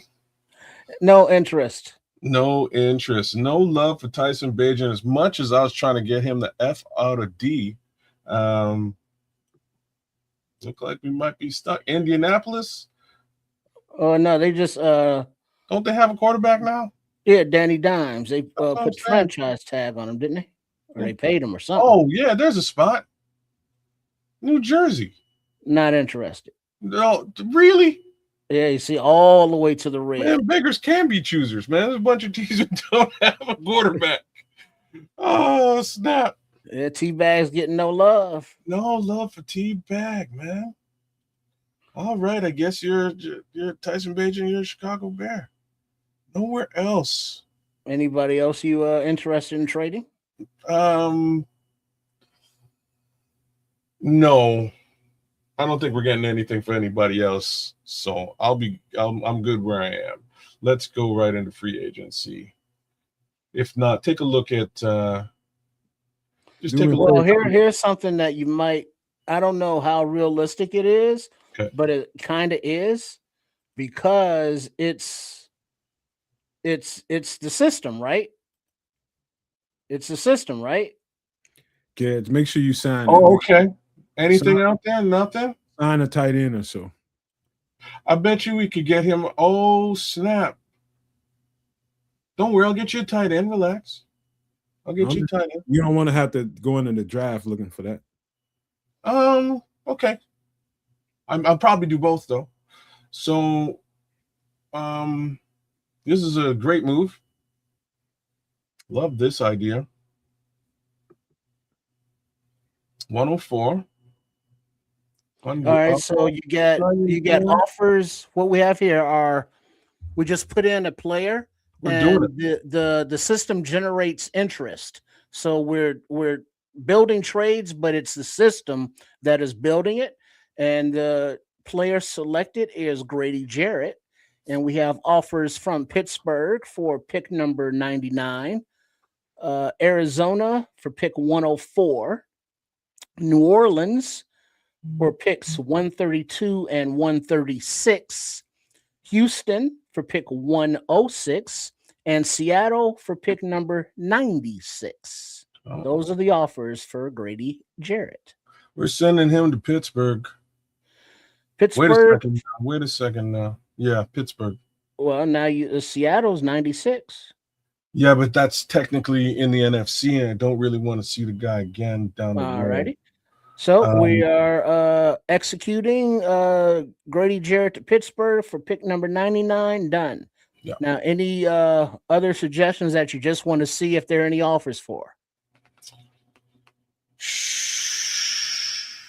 You tried Deo Dangle right off the bat, so we'll leave that one alone. Yeah, there's nothing there. Yeah, nothing there.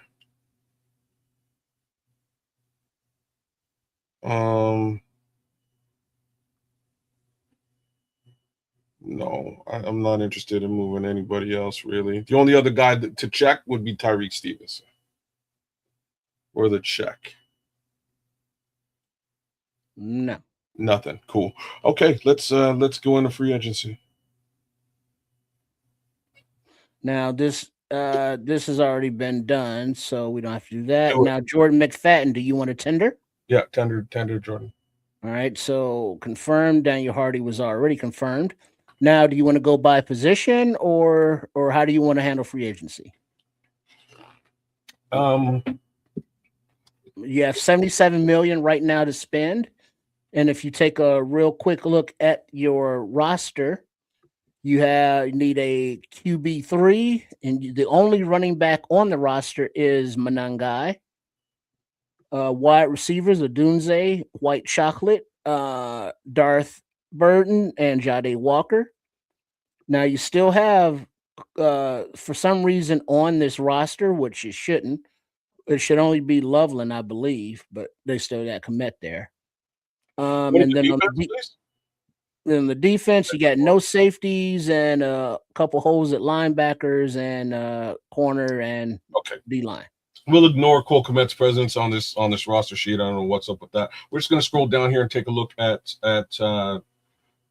Chicago Bears. So we're re-signing Kevin Byard right away. Kevin Byard is 33. Give him a two-year. Make this offer. Boom. Yeah. We're going to click on Tremaine Edmonds. What's the offer? 10 mil a year? Stay with the flow, kids. You got to get rid of them. I'm just looking at the numbers. At 10 mil, it's a good deal, but we'll walk away for now. DeMarco Jackson resign. That's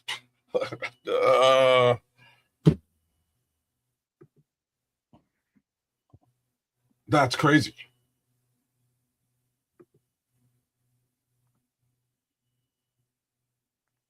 What is crazy? You seem a little perplexed. It's $500,000 cheaper than Tremaine. That's what's crazy. But you got to play it how it's coming to you, though, kid. You got to just be realistic as you can be. You know Tremaine's not going to be here, so you got to do something else. I don't know that you can. At this number, I would probably. I don't think you sign DeMarco Jackson at this price range. I think you go to other linebackers. This might be the case, so let's skip on both of them for now. Chauncey Gardner-Johnson. You want to re-sign Chauncey Gardner-Johnson at safety? Yeah, why not? How much? 5.4 mil. Okay, put a pin on that. We'll come back to Chauncey at 5.4. No, yeah, that's okay. We're gonna skip over Billings, Joe Trianca, skip over Chris Williams, skip over OZ, skip over Devin Duvernay. Let's re-sign Devin Duvernay. Yeah, do that for sure. I probably would have even given him another year. Dom Robb, doubtful. Nick McLeod, doubtful. Nashawn Wright, I want Nashawn Wright here. Let's see what we can get him at. If that's the number for Nashawn Wright, give him a 3-year deal. Let's go. No, you can't force a deal, man. It didn't say force it? No, I'm just reading the chat, Leo. You, in some cases, you can. I'm not going to do that, though. Elijah Hicks. Those numbers are good, and we'll need some depth. Personally, I like Elijah Hicks. Let's do it. Yeah. How old? 27. I'm going to give him a 2-year deal at that number. Confirm. Doesn't look like Schomburg's coming back. I would not be re-signing Ryan Bates. Durham Smythe, maybe. No. Man, I might bring back John Owens, but not this minute. Jalen Reeves, maybe. No. Scott Daly, yes. Re-sign Scott Daly, please. Yeah, that's fine. It's all the money you're getting out of the Chicago Bears, boss. Okay, let's go to. I know, and his numbers are great, Bearlissimo. I think I'm going to be coming back to Elijah Hicks as well. But let me see what I can do in free agency here first before I commit to that. $58 million to spend. Yeah, we look pretty decent right now, and I think that's who one of my safeties are going to be here as well, right? So let's go to tight end first because everybody cry about tight end. Harrison Bryant is a nice piece, man. At those numbers, that's crazy. How old is he? 20 what? Yeah, I had to go to the top there. Wait, but before we get back down to Harrison, just take a look. Dallas Goedert, Travis Kelce, Jonnu Smith, Cade Otton, Isaiah Likely, big money, David Njoku. Press that button, sir. Sha. We're getting David Njoku for 2 years. Yeah, I think he traded Cole Kmet. I did, but I'm not sure if it actually went through. We'll fix that shortly. Confirm that. That's just the simulator telling you out your goddamn mind. So that's why I went down. Like, really? No, yeah. If you say so. That's crazy. There's no chance in shit they're gonna do that right now unless somebody give them something outrageous. Brother, I just got you David Njoku. David Njoku ain't Cole Kmet. No, he's not. And vice versa.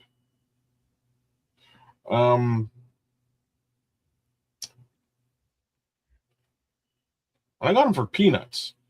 Yeah, Harrison is 28. I think I'm good with what we just did with Njoku. I'm probably going to get another tight end in here later on.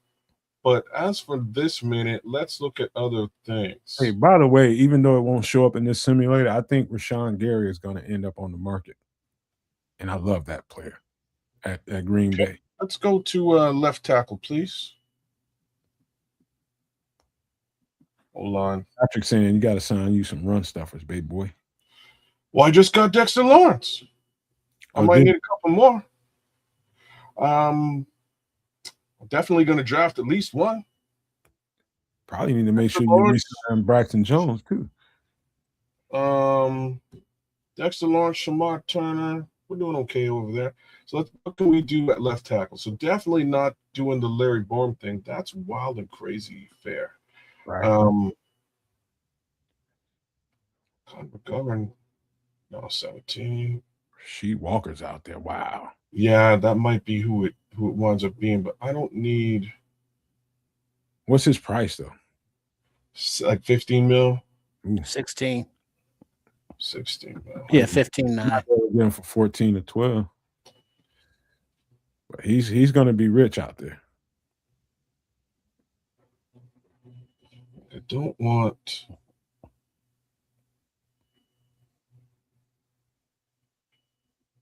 Sean Gary's only like 28 years old, Leo. Somewhere in that neighborhood. Maybe not even that old. What do you think of Mekhi Becton? I think he's a nice piece if you need a guard. I'm looking at him for tackle. No. Absolutely not. And that's what I need to know. Cushenberry. Well, there's a guy that I'm really aiming for, and that's Cam Robinson. Oh, Dylan. 12 minutes. You mind if I give you some personnel advice here? Go for it. You're going to say Josh Neiman is what you're going to say. So let's do both. Josh Neiman, number one. Number two, Rasheed Walker is another one. Also, go scroll up a little bit. There's options here. Rob Havenstein. I think he's a guard. I think I know what I'm doing. All right, go ahead, man. I think I'm going to go with Cam Robinson and Josh Neiman at the position. We have a little bit of depth that I can trust for the year while Ozzie gets better. Cam Robinson gets a 1-year deal at $6 million. Now, question. Would you have any different plans if, let's say, the medicals weren't positive for Ozzie coming back? That's why I'm getting two right. Billion. You'll see what I'm doing. So 1 year for him. Yeah. Go down to Josh Neiman. 2 years for Josh Neiman. So we're going to develop Josh Neiman regardless. Cam starts for the season. 30. Still make sure that he's all right and good to go next season to take over the role. Man, they even start growing. I said he's 30. I heard what you said. Wait, so who can take over the role? So he can take over the role from Cam Robinson this season. Cam is our linchpin. He's holding down the fort this year. I heard all the news about Taylor Decker. Yeah, Josh Neiman is our backup. Let's go. He's our swing.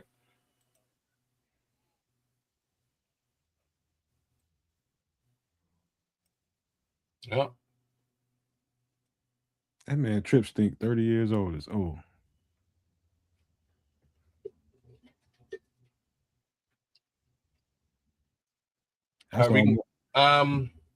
That's almost as bad as kids. When I give a good ass take, he just comes with something negative, and right after that, it's obviously like the dopest tape ever, and then kids will come right behind and say, "Uncle Nick's dead," just out of nowhere. I don't know who Uncle Nick is, but some of your takes is dead. You don't want to bring Tav back? No chance. I'm good with offensive line for this moment, unless we can really like scroll down we just got the center, and we have Newman that we could potentially. Okay. I'm good at the O-line. Let's move on. We're gonna go to We're going to go to linebacker.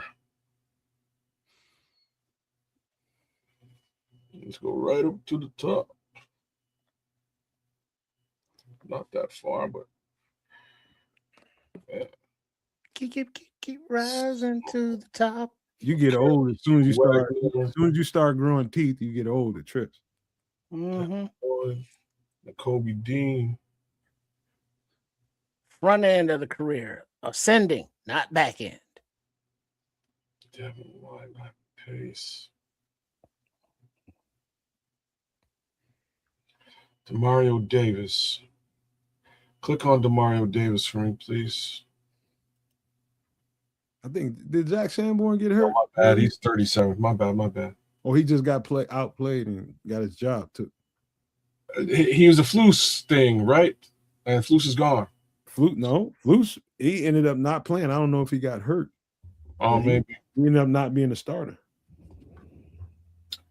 Okay, Mohamed Diabate. Let's make an offer for him. Mohamed Diabate is a bowler. 3 years. You know what? Make it 5 years. Boy, you should ask him for some advice, boy. Why, you have a problem with Mohamed Diabate? No, you just running through it. So now if they don't match, you got to give them a second? Well, feel free to speak up and give advice. No, if they don't, it's just whether they match or not. I don't have to give anything. I thought that the tender meant that if they put a tender on somebody, that tender is not a tag, right? So this is the same thing that we did with Amos, and the Packers sign him to a tender. We would have to match that tender to keep him. Same thing that happened with Ryan Bates the first time around. We offered him a tender, and the Bills matched it. So at 6.7, we're going to make the offer. 5 years, 25-year-old linebacker, accepted. We good.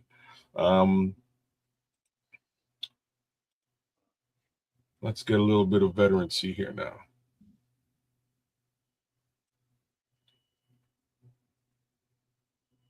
Man, yeah, this linebacker core is hurting, man. What do you think, Nomad? At this point, I think you look at what'd you just pay Diabate? $6 million in 2 years. 6 million. 5-year term, $6 million a piece. Yeah, I think you got to look at Quay Walker and you got to look at Anzalone. Okay, and also Bobby Okereke. Okay, he's a bit. He's 30 though, but at 8. Go back. Okay, go now. Leave him alone. Go back down. You know what I'm saying, Bellissimo? Hey, I'm trying not to talk, man. I'm not like I can't watch my boys go off a ledge, man. I ain't going off no ledge. I'm doing great. Okay. So who did you just suggest? Anzalone. I hate this guy though, but why is your feelings involved? Because like sometimes, you know, you gotta do the best thing for the team. So you're trying to find every free agent that's 30? The man is literally the best coverage linebacker in this goddamn class, and you worried about your feelings. All right, so he's 32. So maybe we'll skip Anzalone. It's just he's dirty cheap. Sorry, scroll up for me, man. I spent a couple of bucks at the position here now. So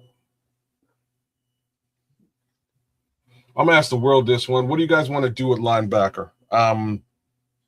We can bring back DeMarco Jackson. Quay Walker because he's a Packer. No, I'm not signing Quay Walker because the number's basically the same as what we would get for the other two guys. How much of an upgrade do you feel Quay Walker is to Tremaine Edmonds? In the run game, huge. I mean, across the board. Is Quay Walker a better linebacker? Tremaine is a little bit better coverage guy than Quay, but the margin ain't enormous. and Quay just a little bit shorter, so he ain't as long as Tremaine. Okay. But those are the differences. So And I'm overall, you're gonna get a better run stuffer, run fitter. You're gonna get a better than average cover guy. You're gonna get some foolishness that comes with Quay Walker, but he plays with an attitude that Tremaine never had.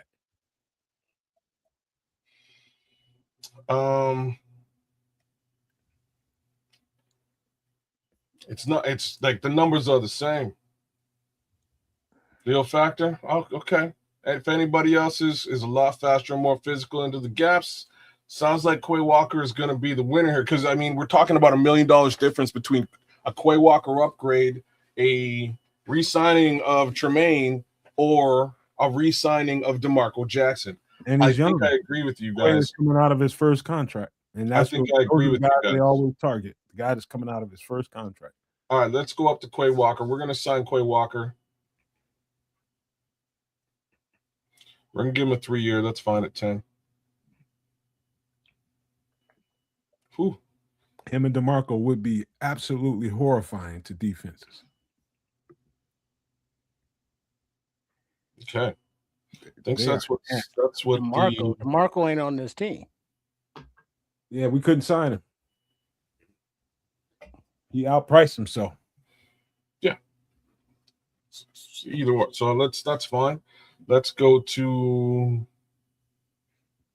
so we signed one safety. We need another one. You only got $29 million. Yeah, we're getting low on the totem pole here. Hey kids, I don't mean to give you hell, but somebody's got to be an asshole here about how you're moving. It's usually you. You need one asshole around you. Say what now? You need at least one asshole around you so you don't. Yeah, then that's usually you. So where are you going with this? I'm just keeping you where you need to be. That's all. All right. Let's go to safety, please. You were usually an asshole though. Of course you would say that. Chauncey, at 5'4", I got to bring back Chauncey Gardner-Johnson, y'all, for sure. Yeah, he's almost 30. Why not? What price? What's it? This? Okay. You're not going to look and see who else is available?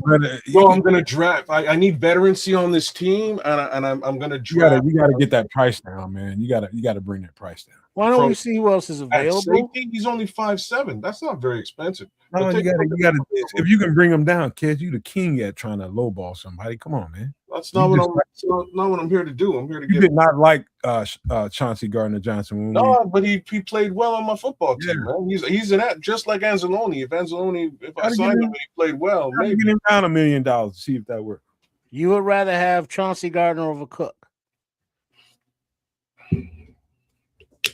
No. The numbers there are better too. Look at Cam Curl's numbers, but he already re-signed. He's been signed. Okay. Let's go with Cook then.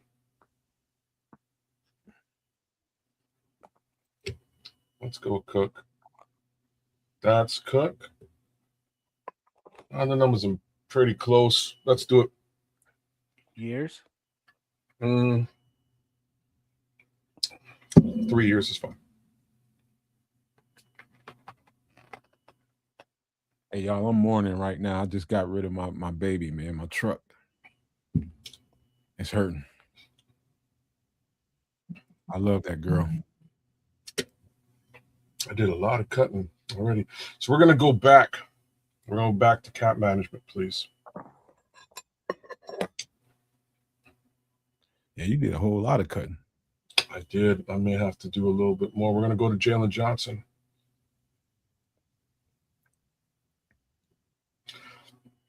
We're going to restructure Jalen Johnson, not extend. I'm hurting, Dante. I'm telling y'all.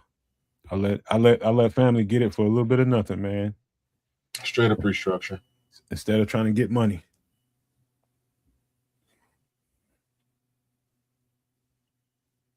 Hey, Bellissimo wants to know what site we're using, y'all. Give him a shout out. Yeah, we're using Stick the Model, Bellissimo. I think you get a kick out of it because you can do the whole exercise. What's best is that it retains all these details, and then you go right into a mock draft. keeps all the stuff that you've done, and you go into the mock draft, and away you go. All the picks, etc. that you've traded for. It keeps that in memory.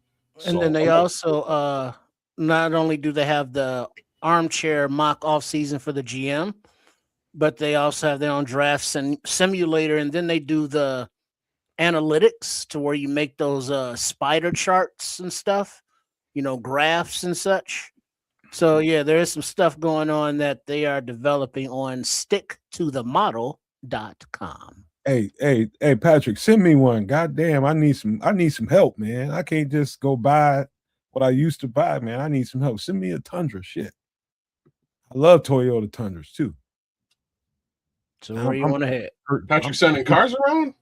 My feelings hurt, man. I let him go with my baby. That was my baby. That was my everything. That thing can pull a building. Slowly scroll down, Trip. Oh, okay. Sorry, my bad. We're at cornerback. We're at CB. Is there anywhere else I can trim? Oh man, I don't want to do that. I want him off the team. Real talk. Y'all, I'm over here crying low key.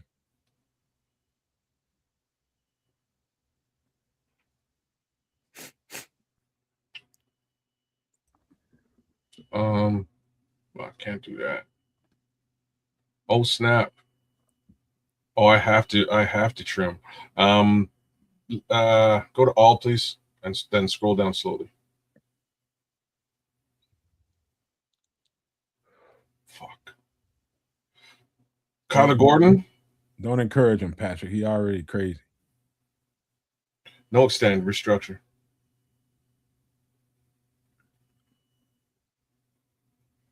Why are you restructuring him? Because I'm broke and I need to get a running back. Oh, see there? Put yourself in a tight spot. No, we're gonna fix that right now. Restructure? Yeah, bro. So you get $34 million. I'm also gonna restructure one more player, and that player is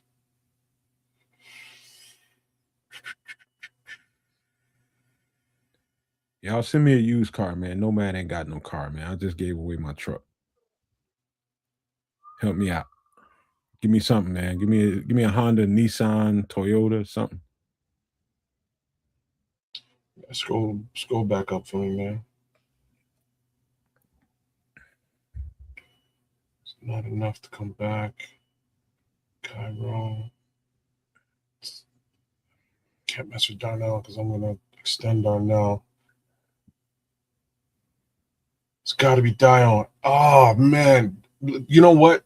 Go to trades. Right, we got to get that. We have to try and get him off the roster. Damn, Dante said Ben needs to be fired for signing Dio and Grady to those inflated contracts. I don't think that was Ben. Yeah, it was Ben. God damn it, we ain't gonna keep putting that shit on polls. It was him that allowed that to happen. Okay, you say it was Ben, not DA. DA had nothing to do with it. He ain't got nothing to do with the injury, but DA pumped. All right, now this says there's a trade value of 31. With who? Or rating of 31. With anybody? So the rating of 31.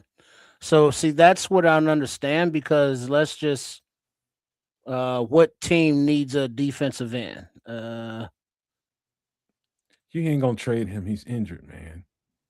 Yeah, I'm saying that's probably not gonna happen because he's injured. Let's be realistic. As slow as that goes. Okay, then let's go back to his ass.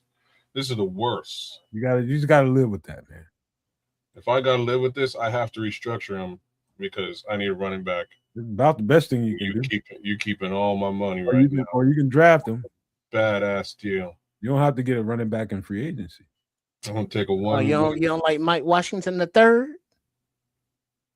Oh, I'm gonna try and get one, but I'm not. I can't. What if I don't get one? You know what I'm saying? Like I got to get one now and then get a developmental one. All right. So you want to restructure? Yeah. All right. Now you got 41 million. All right. Let's go get us some Kenneth Walker Jr. Get the F out of free agency. That's what you was trying to do the whole time. That's why I quit. I I got rid of DeAndre Swift. Yeah, so we're gonna give him a 3-year deal. Do it, man. You know what? We saved money on DeAndre. It was like a $2 million delta. Sorry, $200,000 delta to upgrade from DeAndre Swift to Kenneth Walker. Paul says no, bro. Why? Why, Paul? Because you wild as shit right now, brother. If you're paying 8.7 to DeAndre, if you're paying 8.5 to DeAndre, and you could pay 8.7 for Kenneth Walker 3, I'm making that move. I'm cutting DeAndre tomorrow, and I'm picking up Kenneth Walker Jr. I'm sorry. Right. Okay. All right. I think we are all right. Let's look at these depth charts, see if I missed anything. You know what I missed? No friendly fire, Dante and Bellissimo. No friendly fire. You know what? I can't address it. And I don't think the Chicago Bears can address it either. Wide receiver, you got Duvernay. Re-signed him. And Joku took care of left tackle with a couple of old guys.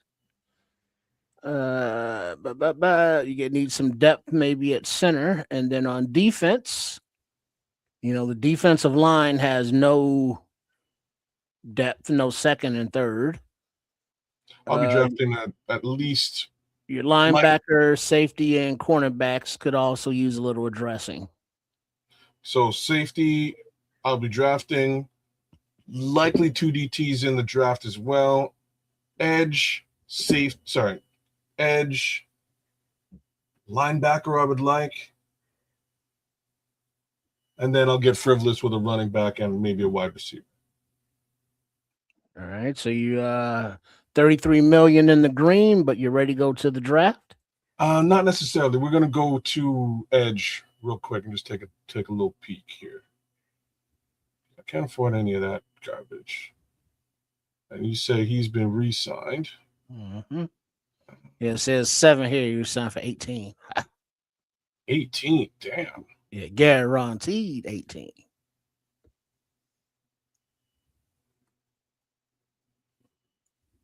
Leonard Floyd's still out there.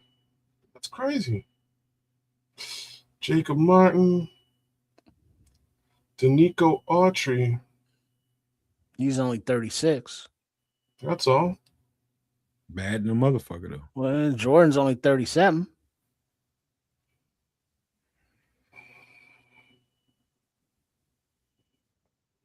I wouldn't spend Khalid Kareem. I wouldn't spend any of this money here. I'm sorry.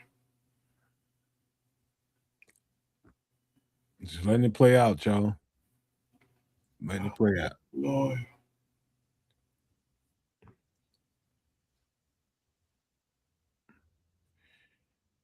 Well, I think that's what we're gonna do here.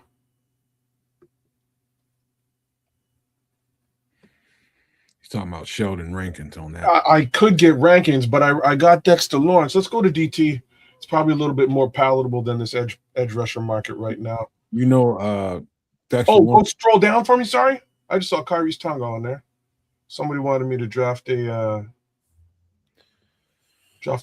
big Polynesian. You just got a nose tackle in Dexter Lawrence. You need a 3 technique. Well, Kyrie's tongue ain't that. No, he's a nose. Yes. He's 30. He's right in your wheelhouse. He's dirty cheap too, so I can grab him as a backup for Sexy Dexy. Worst come to worst. See, at $2 million a year, that ain't so bad. You want him?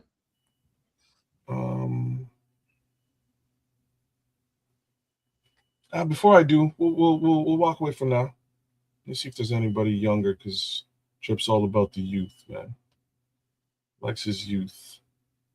But the problem is nobody trades out. Like, if you're young and they're trading you away, there's a reason. Ain't many youthful. Sheldon Rankins at 32, right? I would pay a hell of a lot more for Sheldon Rankins. Calais 40. Yeah, Sheldon Rankins a good $10 million.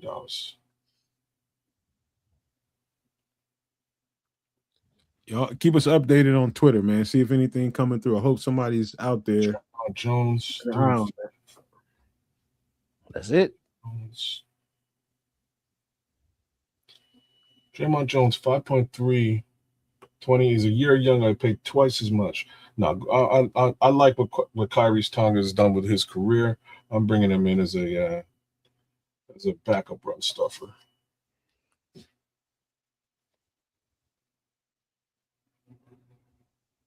So we got 3 nose tackles. Do we have 3? Who else is on the depth? Javon played that a lot this year. But he's our 3. No? Grady's still there? No, Grady's gone. So you got 1-3 technique and 2 other nose tackles. 3 because you kept Billings, right? What would you place Shamar at? He's not a nose. We don't know what Shamar is going to be because we don't know how Shamar is going to come back. He's going to be probably playing more edge. That's where they liked him at, per the last thing we heard about him. They liked his reps at edge, and so they're going to give him more edge reps than they do interior tackle. So he just move him right to the back of everything because he ain't even going to play. Damn. I would have Shamar play my backup 3 and switch to the edge when needed on certain downs. Like that's what I would do with Shamar Turner. You reading the comment on the screen? What's he saying? Yeah. I'm tracking Twitter. Every Packers, Lions, and Vikings fan wants Kansas bait. Good. Oh, we will beat them all. They'll be pissed off after. Where else do we go? So, So your defensive line, you got Sweat, Dexter Lawrence, Javon Dexter Sr., and Austin Booker, backed up by Hardy, Shamar Turner, and Deo. Your defensive line sucks. Yeah, well, it sucked before. I really just haven't done anything to it except for add Dexter Lawrence and swapped out Grady. It's been sucking. So unfortunately, I got upgrade in the draft is really what's going to happen. I'd like to add one more piece here, but what do I do?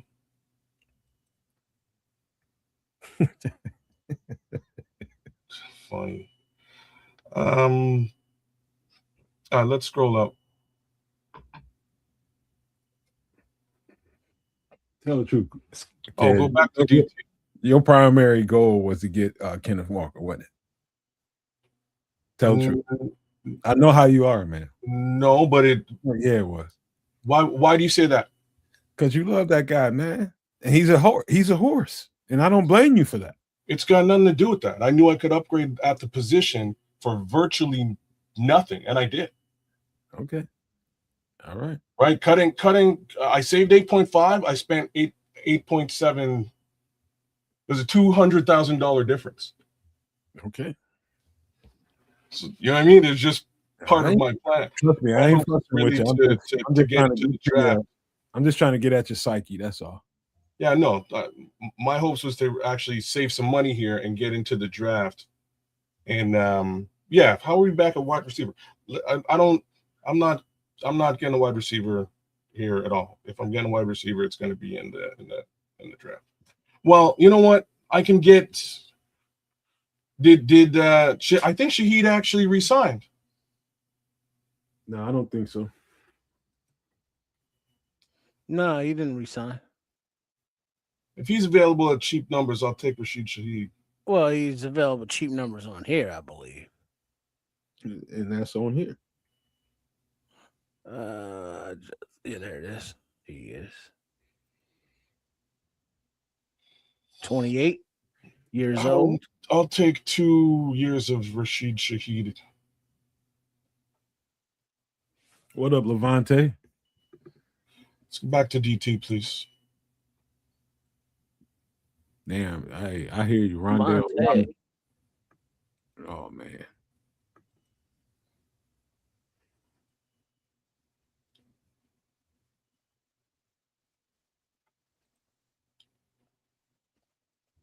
We're gonna bring on Sheldon Rankin. Unless you can suggest anybody else at defensive tackle that you think I should be bringing in. John Franklin Myers.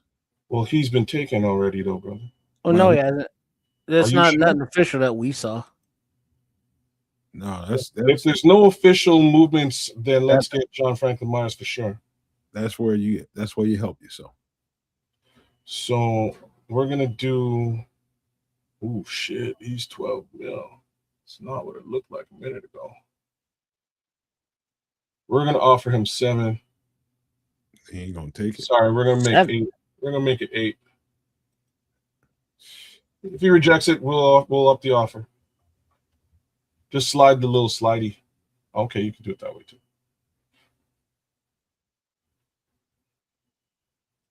Yeah. Years. 30. We're gonna give him 4 years. See what he does. Hated it. His ass. You got to Do get we close. pay $12 million for this? Because I don't have $12 million really to spend. Go to 10, man. Go to 10. See if you get close. If you don't take that, you got to get up there. You got to meet him where he's at. That might require a trade of Jalen Johnson or some shit. Then I can't do it. Those numbers don't allow it. You can trade Jalen, but you probably should have started with that. I'm not trading Jalen Johnson. All right. You want to look down that list of D tackles? Yeah. Who else we got? Like Sheldon Rankins should fit the numbers. Let's do Sheldon Rankins or David Onyemata. Look at Onyemata. I think Onyemata might be younger. Nope. 34. He's older. So Sheldon Rankin then.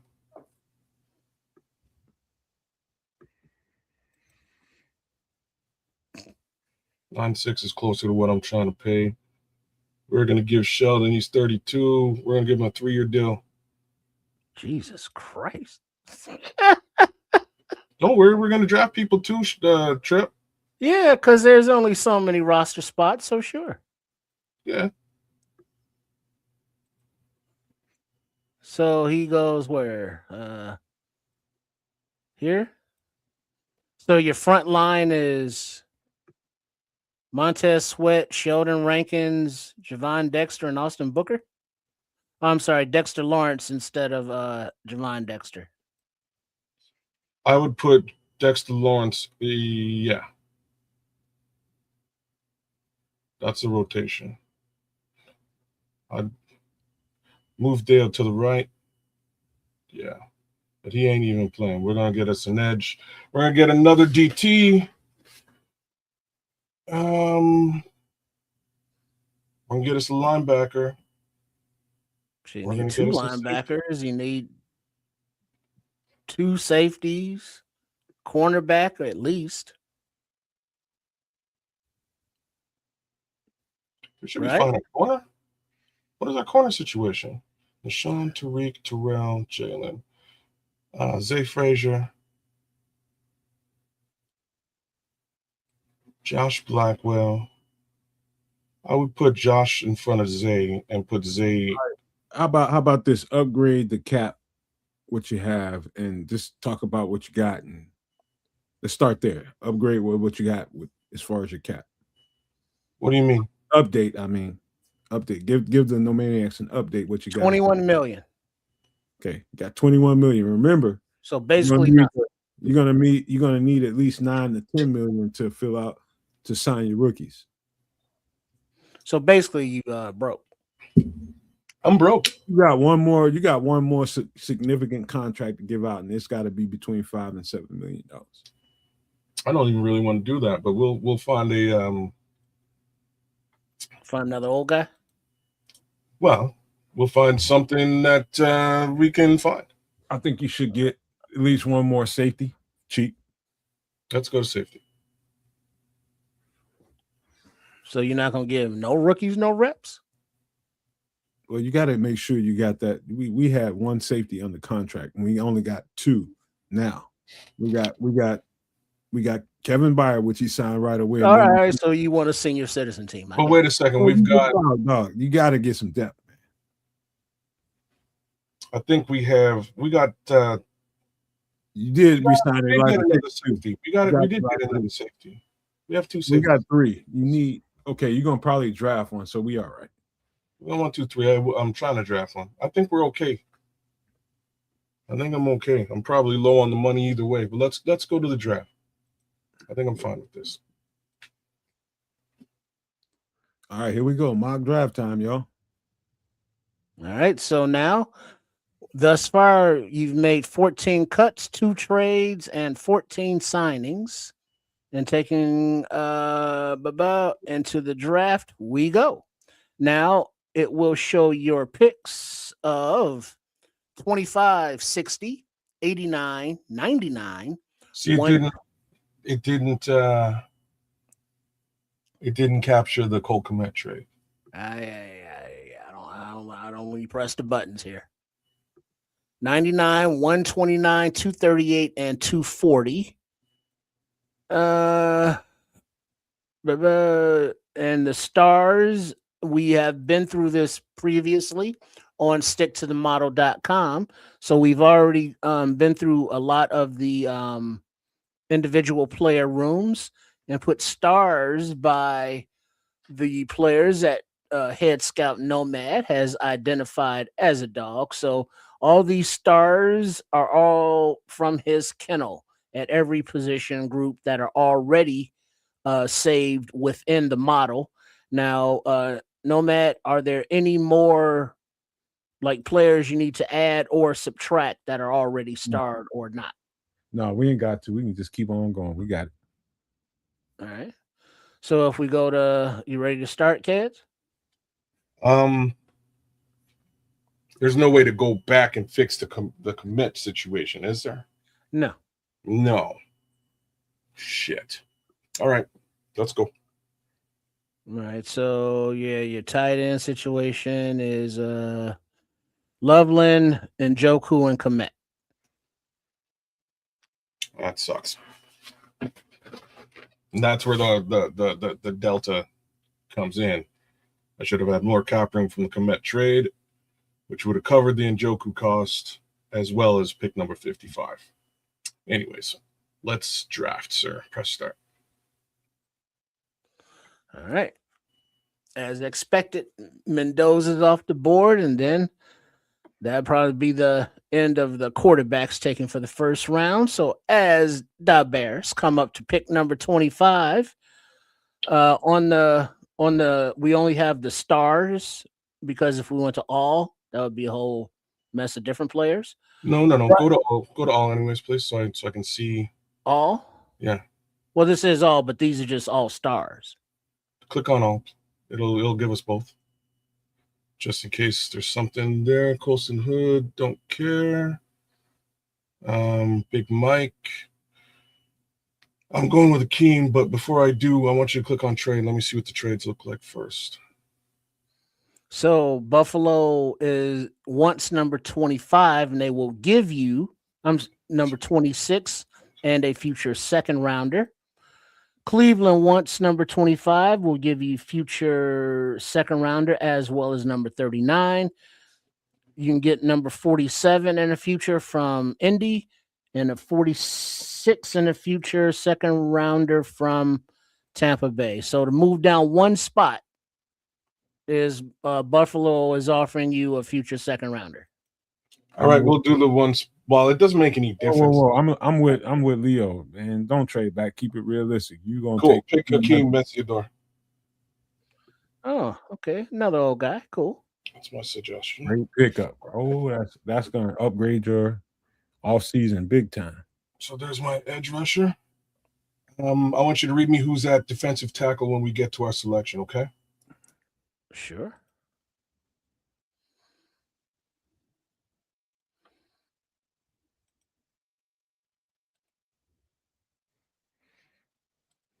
right, so Mesidor's behind Sweat there. There you go. All right, defensive tackles. Can you open your screen up just a little bit more, Trips? No. That's it. Yes. Now, you want to see all because that defeats the purpose of the whole big board thing, but okay. He wants to look at D tackle here, and he's looking for a 3 technique. And I would just say Zane Durant out of the group. Okay, stay at the top, please. So Big Citrus, no. Those are all nose guards. He's a 1. Everybody up to Junior's a 3. Dante Corleone's a 1. Grayson Halton's a bit further back. Okay, let's go back to all, please. So we're gonna. Oh, there's the safety. This is the top. Yeah, this is the top. Your pick at right now is number 60. Next up, 89, and the safety that's at the top is number 58. So you're right there. Okay, scroll down slowly for me, please.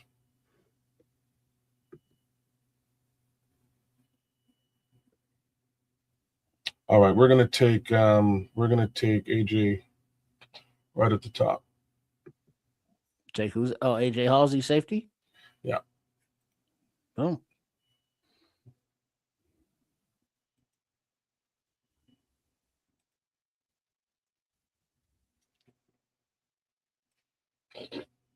Hey, Patrick wants to know who you got at linebacker. So that's my next selection. I was hoping to take Jacob Rodriguez with the last pick, but he went just before my selection. Now I'm looking at. He wants to know who you got on the roster. Take a look at depth chart for him. There should be. What do we got? So at linebacker, you got Mohamed Diabate, Walker, Noah Sewell, Hippolyte, TJ Edwards, and Nephi Sewell.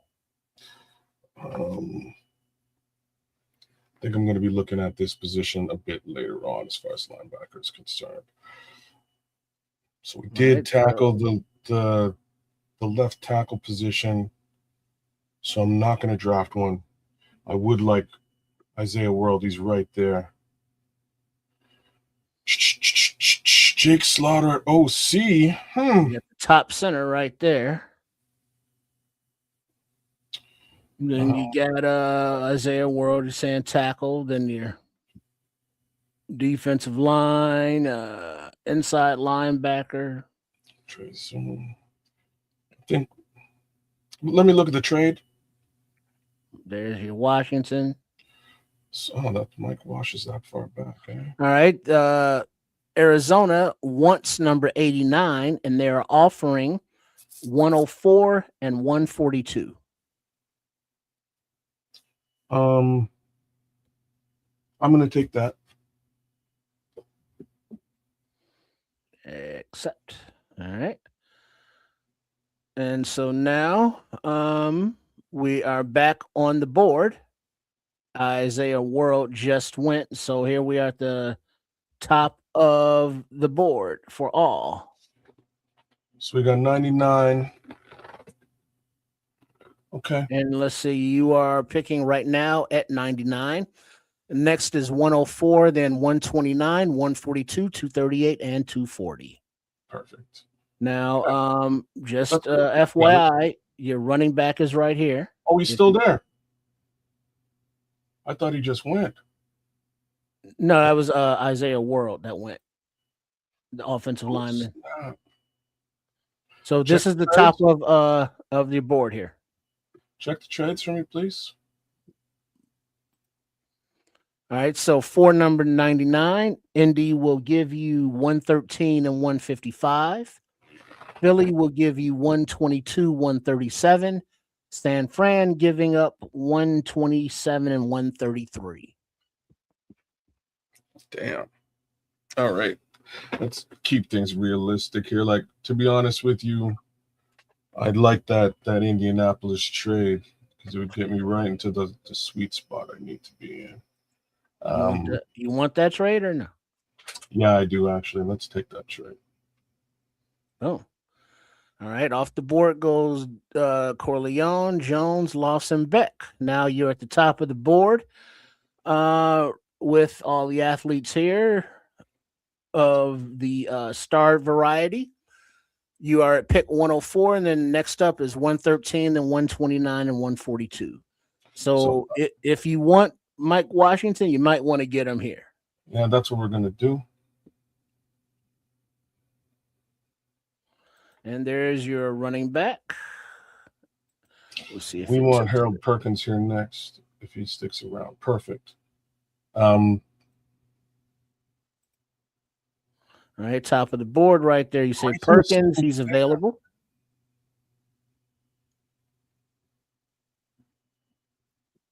Hello? 128. Yeah, we're gonna go up and do Grayson because we have pick 129. Hopefully we can.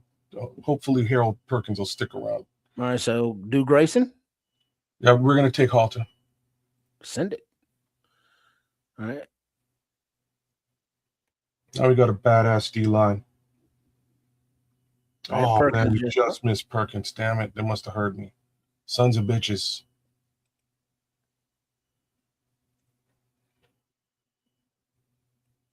Man, Joe, back to the back of the bus.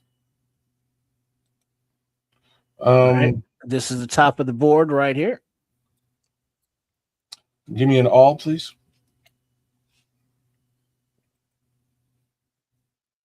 Anybody fall? Nick Singleton fell. Tyreek Sapp, 5-tech. Caleb Proctor, 5-tech.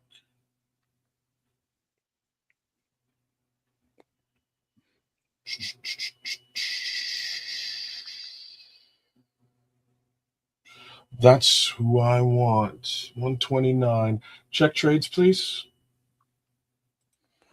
All right.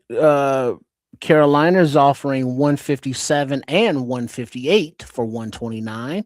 And then the Jets are offering 139 and 179. Okay. I'm not going to trade back. I actually like that trade there too. I'm just going to take Lander Barton here. Bit of a reach, but I want to make sure that I have my linebacker, my middle linebacker. Oh, I had pick 42. I could have waited. Damn it. All right. And so this is the top of the board. J.C. Davis at offensive tackle. I'm not drafting an offensive tackle, guys. No, I'm not. And there's Jude Bowery too. Good old Boston College. I'm Ryan Poles. I got a boner right now. Let's go to. There's snap. What's my next selection trip? Right now we're at 142. Next up is 155. Beautiful. Okay. Scroll right up to the top of this draft board, please. Click on all. Let's see if anybody's fallen.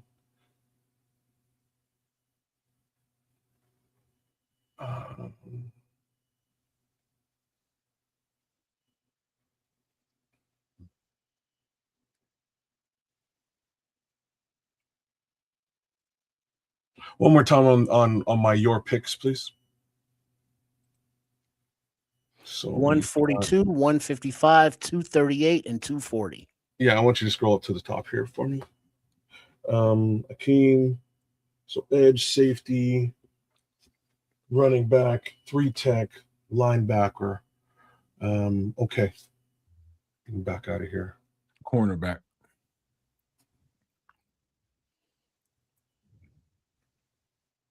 I don't think there's any. Go straight to cornerback for me, please. To the position. Yeah. Hezekiah Mass is 154.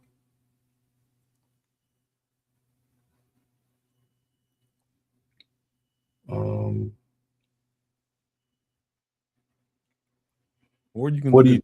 or look at the receivers too. You haven't looked there.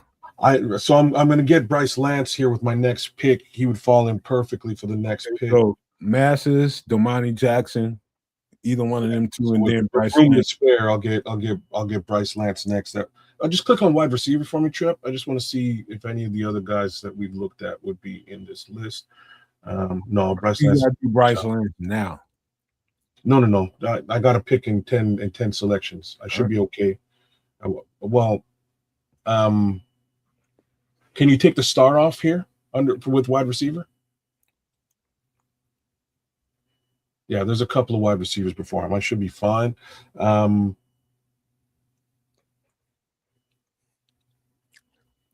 Man. So okay. So I'm gonna look at interior offensive line here, please.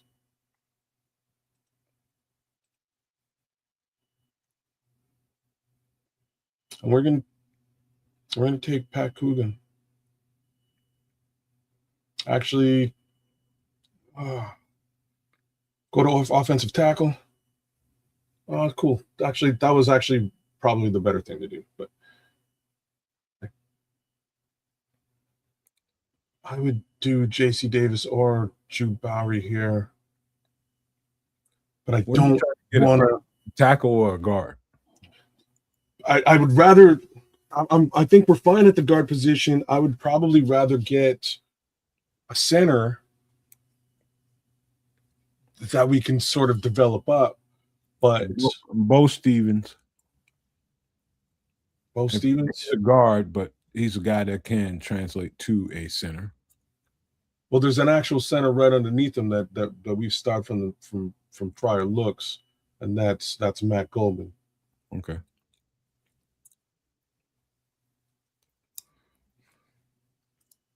How many more picks you got? Is there anyone else? Not too many. You can't. Four more on picks. A center right now is ridiculous. You think so? What would you do? You get a good ass player, and that guy is just going to be a guy. You got a chance to get a really good corner. You got a chance to get a really good receiver. Take one of those two guys right now, and then. All right, let's look at corner. I don't really need corner though. Like I've got depth at corner. You might have to trade. Trade what? Like a corner or so, but these are some really good players, man. Really, there is good. No more trades. We in the draft already. Like we're in the draft. I can't draft. Trade. You might have to trade some motherfuckers. Yeah, I don't need a corner. Or you can get another edge. There's other guys. I got a safety. Look, okay, let's just click at all, please. Top of this list is J.C. Davis, offensive tackle. I would like. Yeah, we don't have not a lot of guys that we've selected or sort of looked at are here at this particular part of the draft. Well, just take my word for it. There's some really good players here. I think the closest would either be for me Hezekiah Masses or. You can double down the edge. Just see who the top edge corner. Trips. Look at the top edges here. Max Llewellyn. Oh yeah, you got some dudes here. It don't have to be the guys we start. All of them. Well, that was kind of the point of starting them, but okay. Well, that's why I said you don't worry about it because I'm still in the process.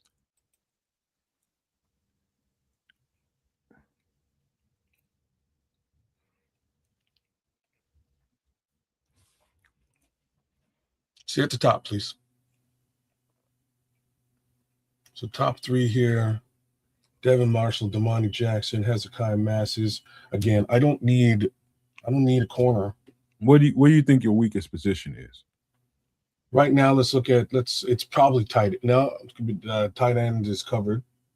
I'd say edge. Wide receiver is next up. Edge could be better. All right. Dante wants to, if you don't mind, Trips, recap what we've done so far.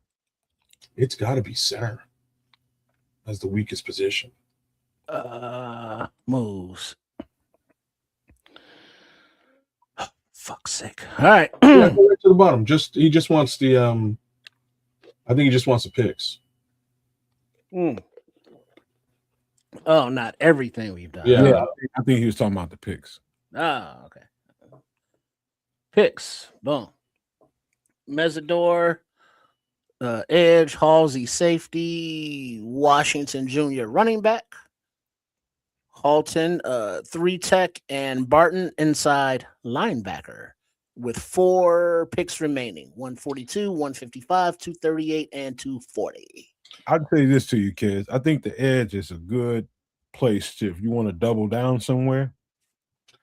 It's not a bad place to double down. Yeah. You can get a left tackle a little bit later on, but I think edge is a good place to double down. Not the start guys, Trip, just all of them. Because I've watched a whole lot more since the last time we did this. Max Llewellyn's a player. It's a lot of players here. Niat Kelly. Yeah, we're in the 2 plus 50s. Go right to the top, please. So if anything, we're looking at Max Llewellyn at edge. Let's go to Makai Kamara, but he's just a little bit undersized, a little bit as far as height goes. But he's more like what's the edge rusher that's coming off the Saints team that's been there forever, Cam Jordan. He's got that kind of build. Let's go to safety, Trip.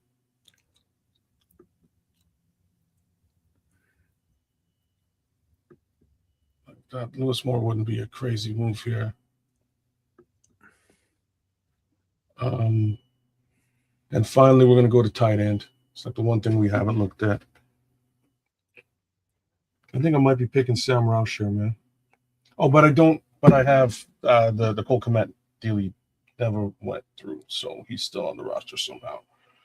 So we're going to select the tippy top of this. It's J.C. Davis. We're going to take the top center. That's what we're going to do. Scroll down.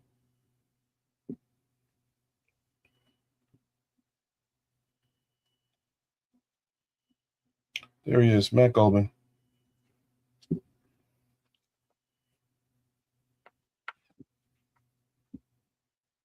Oh, Bryce Lance went just to be a fucking asshole. Great. Wide receiver, please.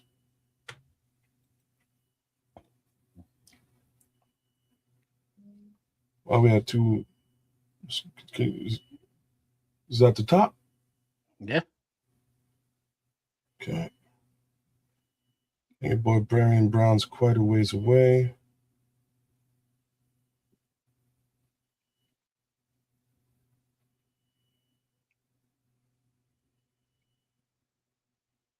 Kobe, yo.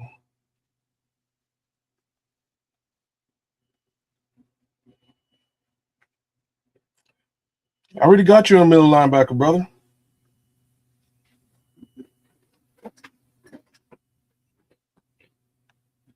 Yeah, Landon Barton is backing up Quay Walker for middle linebacker there. Yeah. So we're good at middle linebacker. I was hoping to get us a wide receiver here too, but that kind of just flew out the window for me.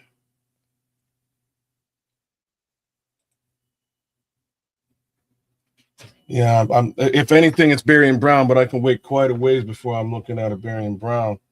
Oh, snap. No, this is the all-purpose guy from Navy. Oh, okay. Yeah, but I can get him much later as well. Thank you for pointing him out. Maybe we'll get 2 at the end of the draft. Because now remember the other guy that Navy, this one, Landon Robinson. So he's a little further back as well. Was that a 5 tech? Okay. So just FYI. Okay, thank you. We're just gonna go all. Straight up all. Top of our board is Jude Bowery, so I think that's who I'm going to take here now. Keep things moving. All right, now you're at pick. Your next pick is 238 and 240, so you get 2 left as the draft moves on. Let's see. Jude Bowery's here, so we'll move him up to there. And so maybe another wide receiver. Mike Greer, he got quite a few defensive tackles. It's just what kind of defensive tackles he's got, but he's definitely made movement in that direction. Let's see. D-line's totally upgraded. It just isn't there's just no Trey Hendrickson. It's probably the answer to this. So I mean, you're looking here. You got 4 safeties. 1 rookie. I think I'm getting 2 wide receivers right here, Trip. So let's go straight to wide receiver before we recap the whole thing. We're gonna go with Eli. And then all is what you're looking at right there.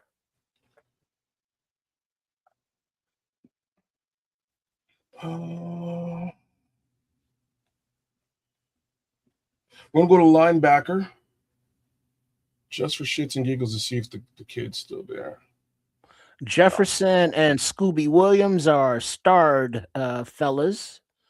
And those are the last 2 linebackers that we have starred on the board, but there are other options, obviously. Okay. Quarterback? Mm-hmm. Do it. Taylor Green. Do it. It's done. All right, so that will conclude your draft picks, and we will get our grade and see what the Haps is. A-. No shit, Shirley. All right, so the future outlook is in red, and I think that might have something to do with the ages of some of your people. Okay. How about this, man? I didn't expect an A-, but you did obviously you did well. How about breaking down what you did from top to bottom, kids? Talking back in free agency up to now. What were you thinking? I'm gonna let your word speak and be the Bible here. My thoughts were to add veterancy to the team, plug holes, and add developmental players and prospects at the key areas of need. That's hold on before you finish. Trip, just put the mock draft up there. That's just better for when I make shorts out of it. The mock draft. So you can actually start right at the top, and I'll just go through it. There you go. No, do right the whole thing. Yeah. So we'll just start here with the depth chart. All right. From a positional perspective, Caleb Williams is your starting quarterback, backed up by Tyson, backed up by Taylor Green. Potentially, we will still trade Tyson down the road, and we'll develop Taylor Green. At running back, move Kamanungai up 1. Yeah. Kenneth Walker is your starter. Kamanunga is your number 2. Mike Washington Jr. is ramping up, and we'll get him as many snaps as we can because he's a nice piece to have at the running back position, and will likely take this thing over at some time. Wide receiver, Roma Dunze. JP Richardson, I want him in the slot, please. With JP Richardson, no, not in front of Luther Burden. You crazy? Yeah, that's perfect. Where did Devin Duvernay go? He just disappeared. I think he got pushed back. There he is. Okay, move Devin Duvernay behind Roma Dunze. Actually, sorry, move him behind WR3. Yeah, that's fine. And then move Jade behind Roma Dunze. Yeah. So Roma Dunze at wide receiver 1, backed up by Jade Walker. Eli comes in as a hot third. Real talk, put Eli in your WR3 position, please. He's going to be ahead of Devin Duvernay in the depth chart. Devin Duvernay is basically your special teamer, return man. Worst case scenario, he catches a couple of balls, but he's a special teams guy. Luther Burden is your wide receiver 2 in the slot. Wide receiver 2 in the slot should be J.P. Richardson. So put J.P. above Rashid Shaheed. No, not Luther. Yeah. I'm actually bad. I'm actually wrong with that. So that's cool. Don't worry about how they lined up on here. How they line up, fine. So, well, he's there. He can switch it. Actually, Rashid Shaheed's probably going to start over J.P. Richardson, but that's fine. Tight end, Colston Loveland is your tight end 1. Your tight end 2 is supposed to be David Njoku. Cole Kmet's probably not on this squad under normal pretenses. At the tackle, we've got Cam Robinson starting. Josh Nyman is your backup / swing, and so is Theo Benedict. You can move Josh to the other side. Oh, you know what? Just leave him there. Leave him. That's fine. It's fine. We know what you're gonna do. We know how you're gonna shuffle that. All right. Depth chart. So at tackle, Joe Tooney starting, backed up by Luke Nyman, backed up by Kyle Hergel. At center, we've got Garrett Bradbury and Matt Gullen. He is your developmental talent at the position. Right guard, Jonah Jackson, Karan Amagaji, Jordan McFadden. Fine. Yeah, you know what you're doing. Darnell Wright, Jude Bowery backing up Darnell, and Ozzie Trapillo eventually coming back at the left tackle position, but that'll be sorted out later on. Cool. Look at the defensive side of the ball. Starting out with Montez Sweat at that side, we are going to move Akeem Meziador to behind Austin Booker, because we all know that the other man ain't going to likely be playing at all. As far as the DT position is concerned, Sheldon Rankin is your guy, backed up by Shamar Turner. Dexter Lawrence is your nose, backed up by Grayson Halton and Jervon Dexter.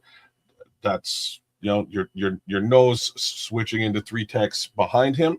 Austin Booker is your sometimes starter. Basically, it's going to be a rotation between Austin Booker and Akeem Meziador, depending on how camp looks.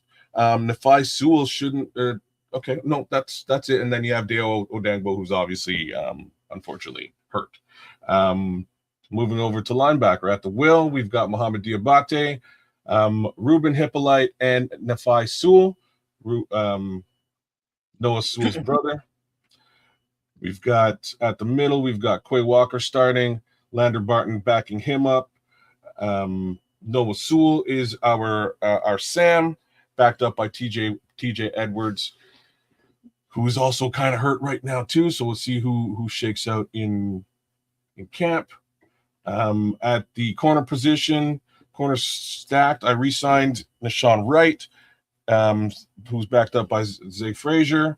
Jalen Johnson is somehow third in that progression, which is just not how it's going to be. He'll be starting on the right-hand side, in front of Tariq Stevenson, and Terrell Smith backs up everybody as far as the cornerback position is concerned. Then we have Kyler and Josh in the nickel position. Kevin Byard 3 is your free safety, backed up by Elijah Hicks.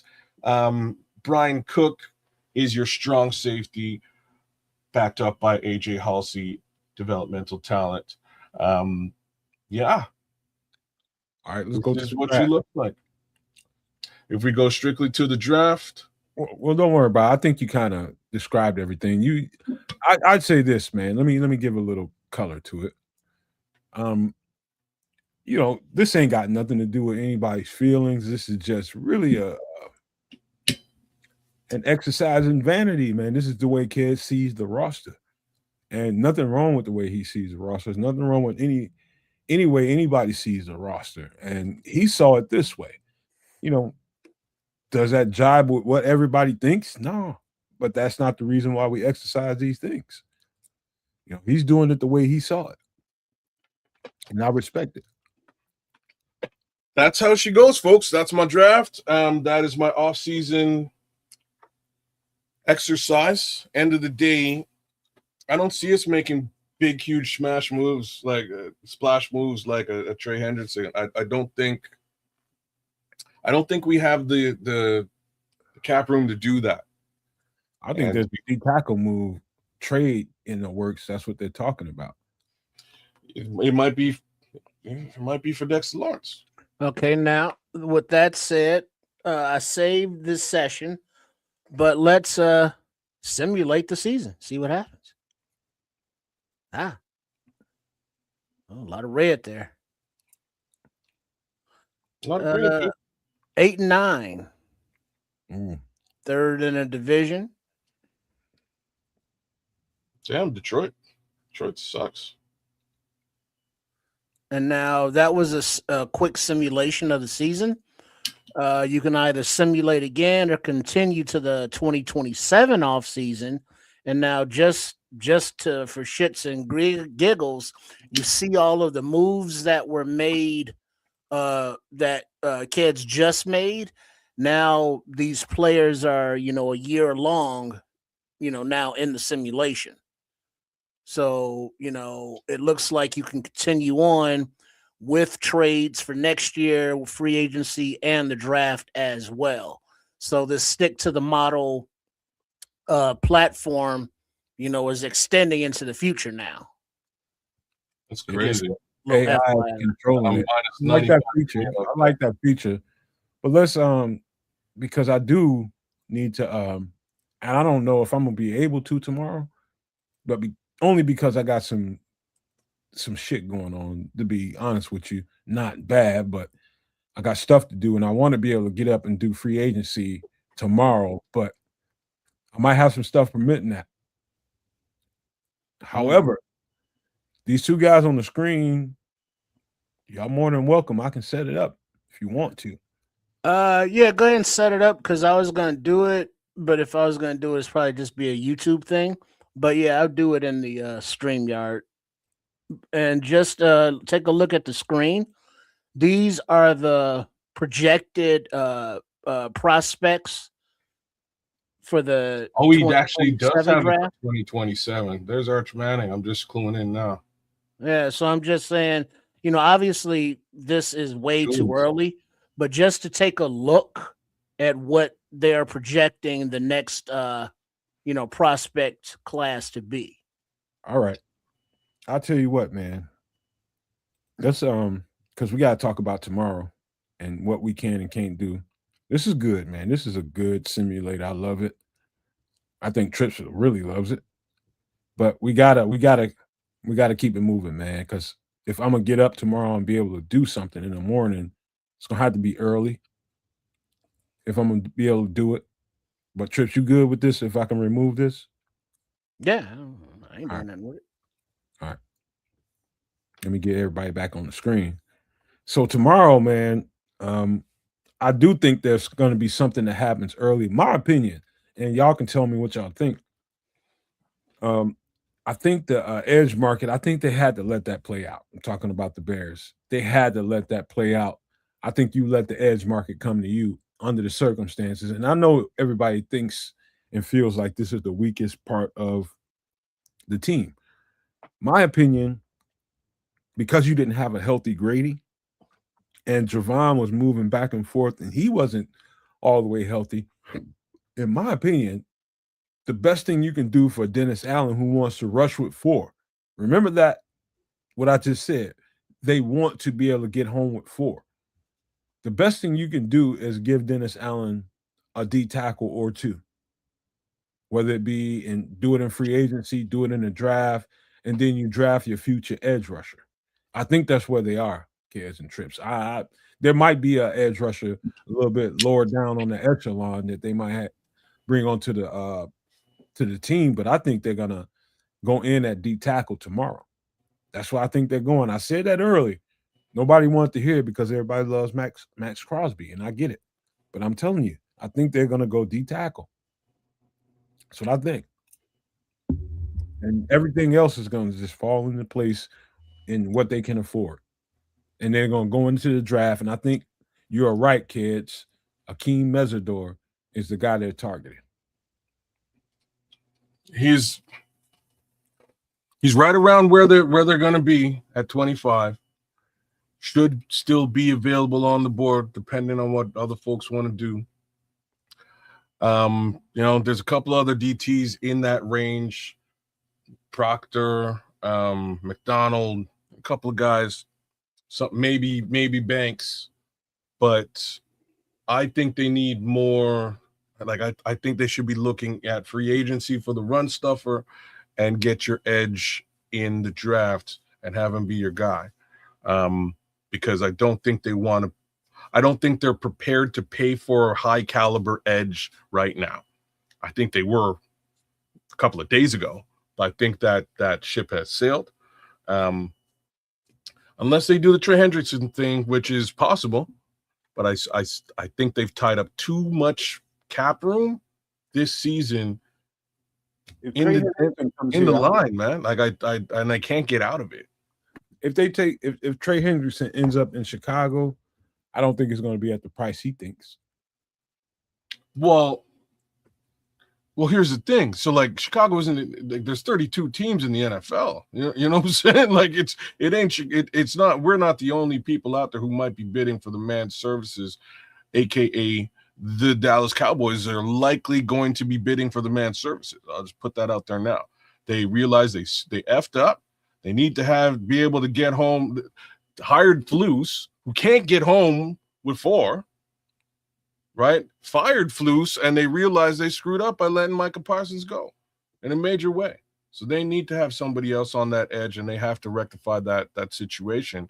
Odds are they're going to put some numbers in the ear of one Trey Hendrickson. So I don't think we're getting him on some sort of a deal, right? Man wants $30 million. That's what he's asking for. We either have to pay that, or he goes to Dallas. Well, I think what I see, he wants 3 for 90. 30 apiece for 3 years. Sound about right. Right. He's trying to get paid, man. He's been messed around. Played good football, got a low wallet share secondary contract to play for Cincinnati, then exploded. And he's got 1 year of good money. That was last year. Now he's trying to get paid. How about this, man? How about this? Because my tomorrow is pretty unsure up until about 6, 7, 8 o'clock. If y'all can, let's commit to being here at somewhere at tomorrow. Can we get that? I'm doing like noon or whatever the hell the time is. I don't think I'm gonna be able to, man, because I got some shit going on. All right, well, yeah, I can't. I want to get with y'all. I can't do noon, but I can definitely do 6 your time, which is 7 my time. That I can do for sure. Okay. Well, then y'all can come back and do that. Okay. You want to do 12? Or are you gonna do 12? I'm doing 12 either way. Okay. Just to be, at the actual time when maybe some shit jumps off. Yeah. I just don't think I'm gonna be able to, but who knows, man. And I want to be able to include everybody so everybody gets a take on it. Trips. I know you probably better early than you are a little bit later. Kez is better later than he is early. Right. And I'm somewhere in the middle because I don't know how the F tomorrow is going to turn out for me. So I want to try to commit to at some point tomorrow afternoon because that's probably the best for me. My instincts say don't commit early because I don't think I can. Mm-hmm, mm-hmm. All right. Well, why don't you? I'll just do early and then y'all do later. Cool. All right. So at some point we'll try to get in here and get something going on and see what we did. If you can get on a little bit later on, Triple R, that's cool. But definitely do your shit tomorrow. Mm-hmm. Yeah, and it'll be whatever. What time does it officially kick off? Like noon, right? It's going to be noon to 4 for the most part. Kick off at midnight tonight, but it's going to get hot. How about the tampering period and then the signing period? There's 2 different things, right? Tampering period kicks off around midnight tonight, right now. Yeah. All right, so like the signings can start at noon. I think something like that. Okay, yeah, that's when I want to go live, when the actual signings can take place. Okay. Yeah. If I can get in here, I'll be in here, man. If you see something get pulled up, then we can do something. But damn, I just had some shit that happened that threw everything for a curve, and I can't do shit about it. Yeah, right on. Well, you'll be back later, so it's cool. But I'll be in touch, man, with you guys, man. Good stuff, kids. Good way to be brave about it, man, because you went about it and you was just like F your feelings. That's just the way you went about it, and I ain't mad about it. But it sounds like you and your feelings, but it's okay. I had to cut some people. Not me. I don't give a shit. Okay. Really, I don't give no F about none of this stuff, man. It's just really somebody's vanity versus everybody else's. Yeah. That's what a mock offseason and draft is. It's an exercise in vanity, bro. It's what I think. And I ain't got nothing but respect for what you think. And no, I don't have no feelings about it. I was just trying to steer a little bit and give you a little advice. That didn't have nothing to do with nothing. You did what you did. And you got an A- out of it. Shit. So F what anybody's talking about. Yeah, that's and again, I'm not all that surprised I got an A-. It's just the only thing that I got out of this exercise really is that after these few moves that have happened last week, it's a little bit tighter, right? Like it's a little bit harder to maneuver in free agency for Ryan Poles. Like he's got some situations to manage, aka the cap, and he's got to really work some special kind of magic to make room to bring some of the players that I brought onto this team onto the team. Outside of that, if he just sort of sticks to a very similar draft as to what I did, get Akeem early, get a top safety center DT early, might want to find yourself a running back, whether or not you move or stick with DeAndre Swift. Again, $200,000 difference ain't much of a difference. You can keep or you get rid of them, get somebody else. Some of the and then get your linebacker. Like those are the key things. I was hoping to get Jacob Rodriguez earlier, but Lander Barton is who I think we should be looking at as a middle linebacker developmental talent, regardless as to whether we go Quay Walker or somebody else at linebacker. All right. How about this, man? Let's go ahead and do the roundabouts before we go ahead and close it out. Let's give out some pleasantries and some thoughts before we get out of here. Kids, alley-oop, I gave you a bounce pass earlier. All right. We'll put that baby in the net, and we'll start with Leo Factor and AC Adam and Mr. Mayhem. But a big shout out goes to our guy Barrelissimo. Good to check you out. Good to see you here with us once again. Understand you ran through some personal things there, bro. Sorry to hear that, and good to see you finding a little bit of time to have some fun and chop it up on the Bears side of things, on the football side of things, like you love to do, man. So again, good to have you with us. Shout out to Patrick Higgins, Saren Collins. Who else was out there, man? You guys were making some noise in the chat. Paul Rodriguez was out there, man, making some noise. Dante Purify came in. Who else was out there? A few folks, man. Like, I was impressed by all the action in the chat, but on the real, Levante was out there. I had to put the headphones on and zero in and focus and get this thing closed up. And again, I think the mock draft went well. Big learnings once again. Ron Paul's got his work cut out for him now. Now that DJ's gone and Tremaine's gone, the easy two big contracts are gone. He's stuck with two massive contracts that are probably impossible to trade. So what he does on the defensive line moving forward, your guess is as good as mine, but I don't see it being as large as a Trey Hendrickson. I'm sorry. Just got to put that out there. Anyways, thanks for joining us on a Sunday. Check me out at Kids of Canuck. Check my boy out right underneath me at Sports Chicago Style. And my boy to the left over there. Check him out right here on the Nomad Network. End of the day, we should be back with you guys tomorrow. Doubling down. Triple R is going to take care of the midday.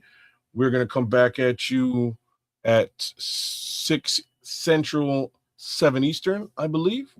And hope you all got your fell forward, or how is it? What you do with the car? You fall forward, and you spring forward, you fall back. Spring forward, that's it. Yeah. So yeah, hope y'all sprung forward today. But see, I'm confused because now Levante's saying 12 Eastern. So 12 Eastern is normally 11. Shit. Yeah, that's 11 your time. 11 o'clock Central, right? But with the whole savings thing, is it still 11? No, it's Wednesday. What? I'm just messing around. It's still 11. You lost the hour today, so it's gonna feel like 10. Okay, all right. So 11 o'clock tomorrow is when the official signing period is scheduled to begin. I'm taking it, right? 11 o'clock Central. Yeah. Okay. All right. Yeah, I'm just trying to get it straight. Yeah. Good catch there, Levante. Thanks for that. Mm-hmm. But that should make sense. Again, we'll be back here at 6 Central, 7 Eastern to recap whatever went down. In case whatever went down, who knows what's gonna go down.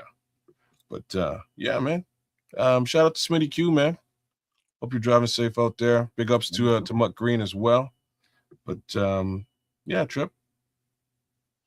Yeah, right on. Kids basically said everything. So make sure you are subscribed with those notifications on, just as a reminder, because being on a Monday, twice on a Monday, once would be out of the norm, but twice, your algorithms won't understand what's going on. So just make sure you are subscribed to the Nomad Network, 2 Kids Canuck and Sports Chicago Style, also known as Triple R SCS. I don't know. I don't know. But have those notifications on, so hopefully you get that little ding, that little bell icon lights up when we do go live.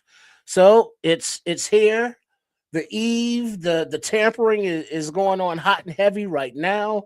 I'm sure that the phones with agents and polls and all the front offices across the league are burning up, burning all those nighttime minutes, but they free because it's after 9, so it's free minutes, kids. So, whatever deals are going to be happening, I don't personally see any big money signings, just a lot of depth and hopefully a lot of speed and hopefully a little bit of youth. All right. So, we're not going to get a whole lot of youth in free agency, but you know what I mean. But yeah. So yeah, see y'all tomorrow. Get Nomad. Hey man, one thing I love about the offseason that most people don't like because it's not football and everybody's just like, I can't wait to football again. One thing I like about the offseason is we get a chance to get better. And because we were a team that did not finish the whole thing and did not complete and get the ticket that we are looking for, this is the opportunity to do it. And so for me and what I bring to the table, it offers an opportunity for me and the rest of these guys here too, both of these guys, to dig in and see what's out there. What are the possibilities, the X factors in this ratio? You know what I mean? It's a lot going on. It's a lot of moving parts.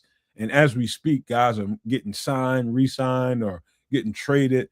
There's going to be a lot to shake through come tomorrow, man. And I just appreciate these guys for being willing to go through the exercises of, because a lot of fans, man, they want to see, based on what they've experienced in a year, what can we do to get this team where we need to, in this postseason, to get them to a point where we can compete for a championship. And that's what this whole thing is all about. And part of our job is to make sure that we identify all the pieces, whether they be in free agency, whether they be guys on the team already. Do we need to sign them, re-sign them? Do we need to get rid of some contracts? All that kind of stuff plays into it. And then the draft. And who are those guys in that draft? We try to make sure we encompass everything. Try to encompass it all and point out some things that maybe you weren't paying attention to. Maybe you were just excited about this or that, and we just try to guide your attention over here.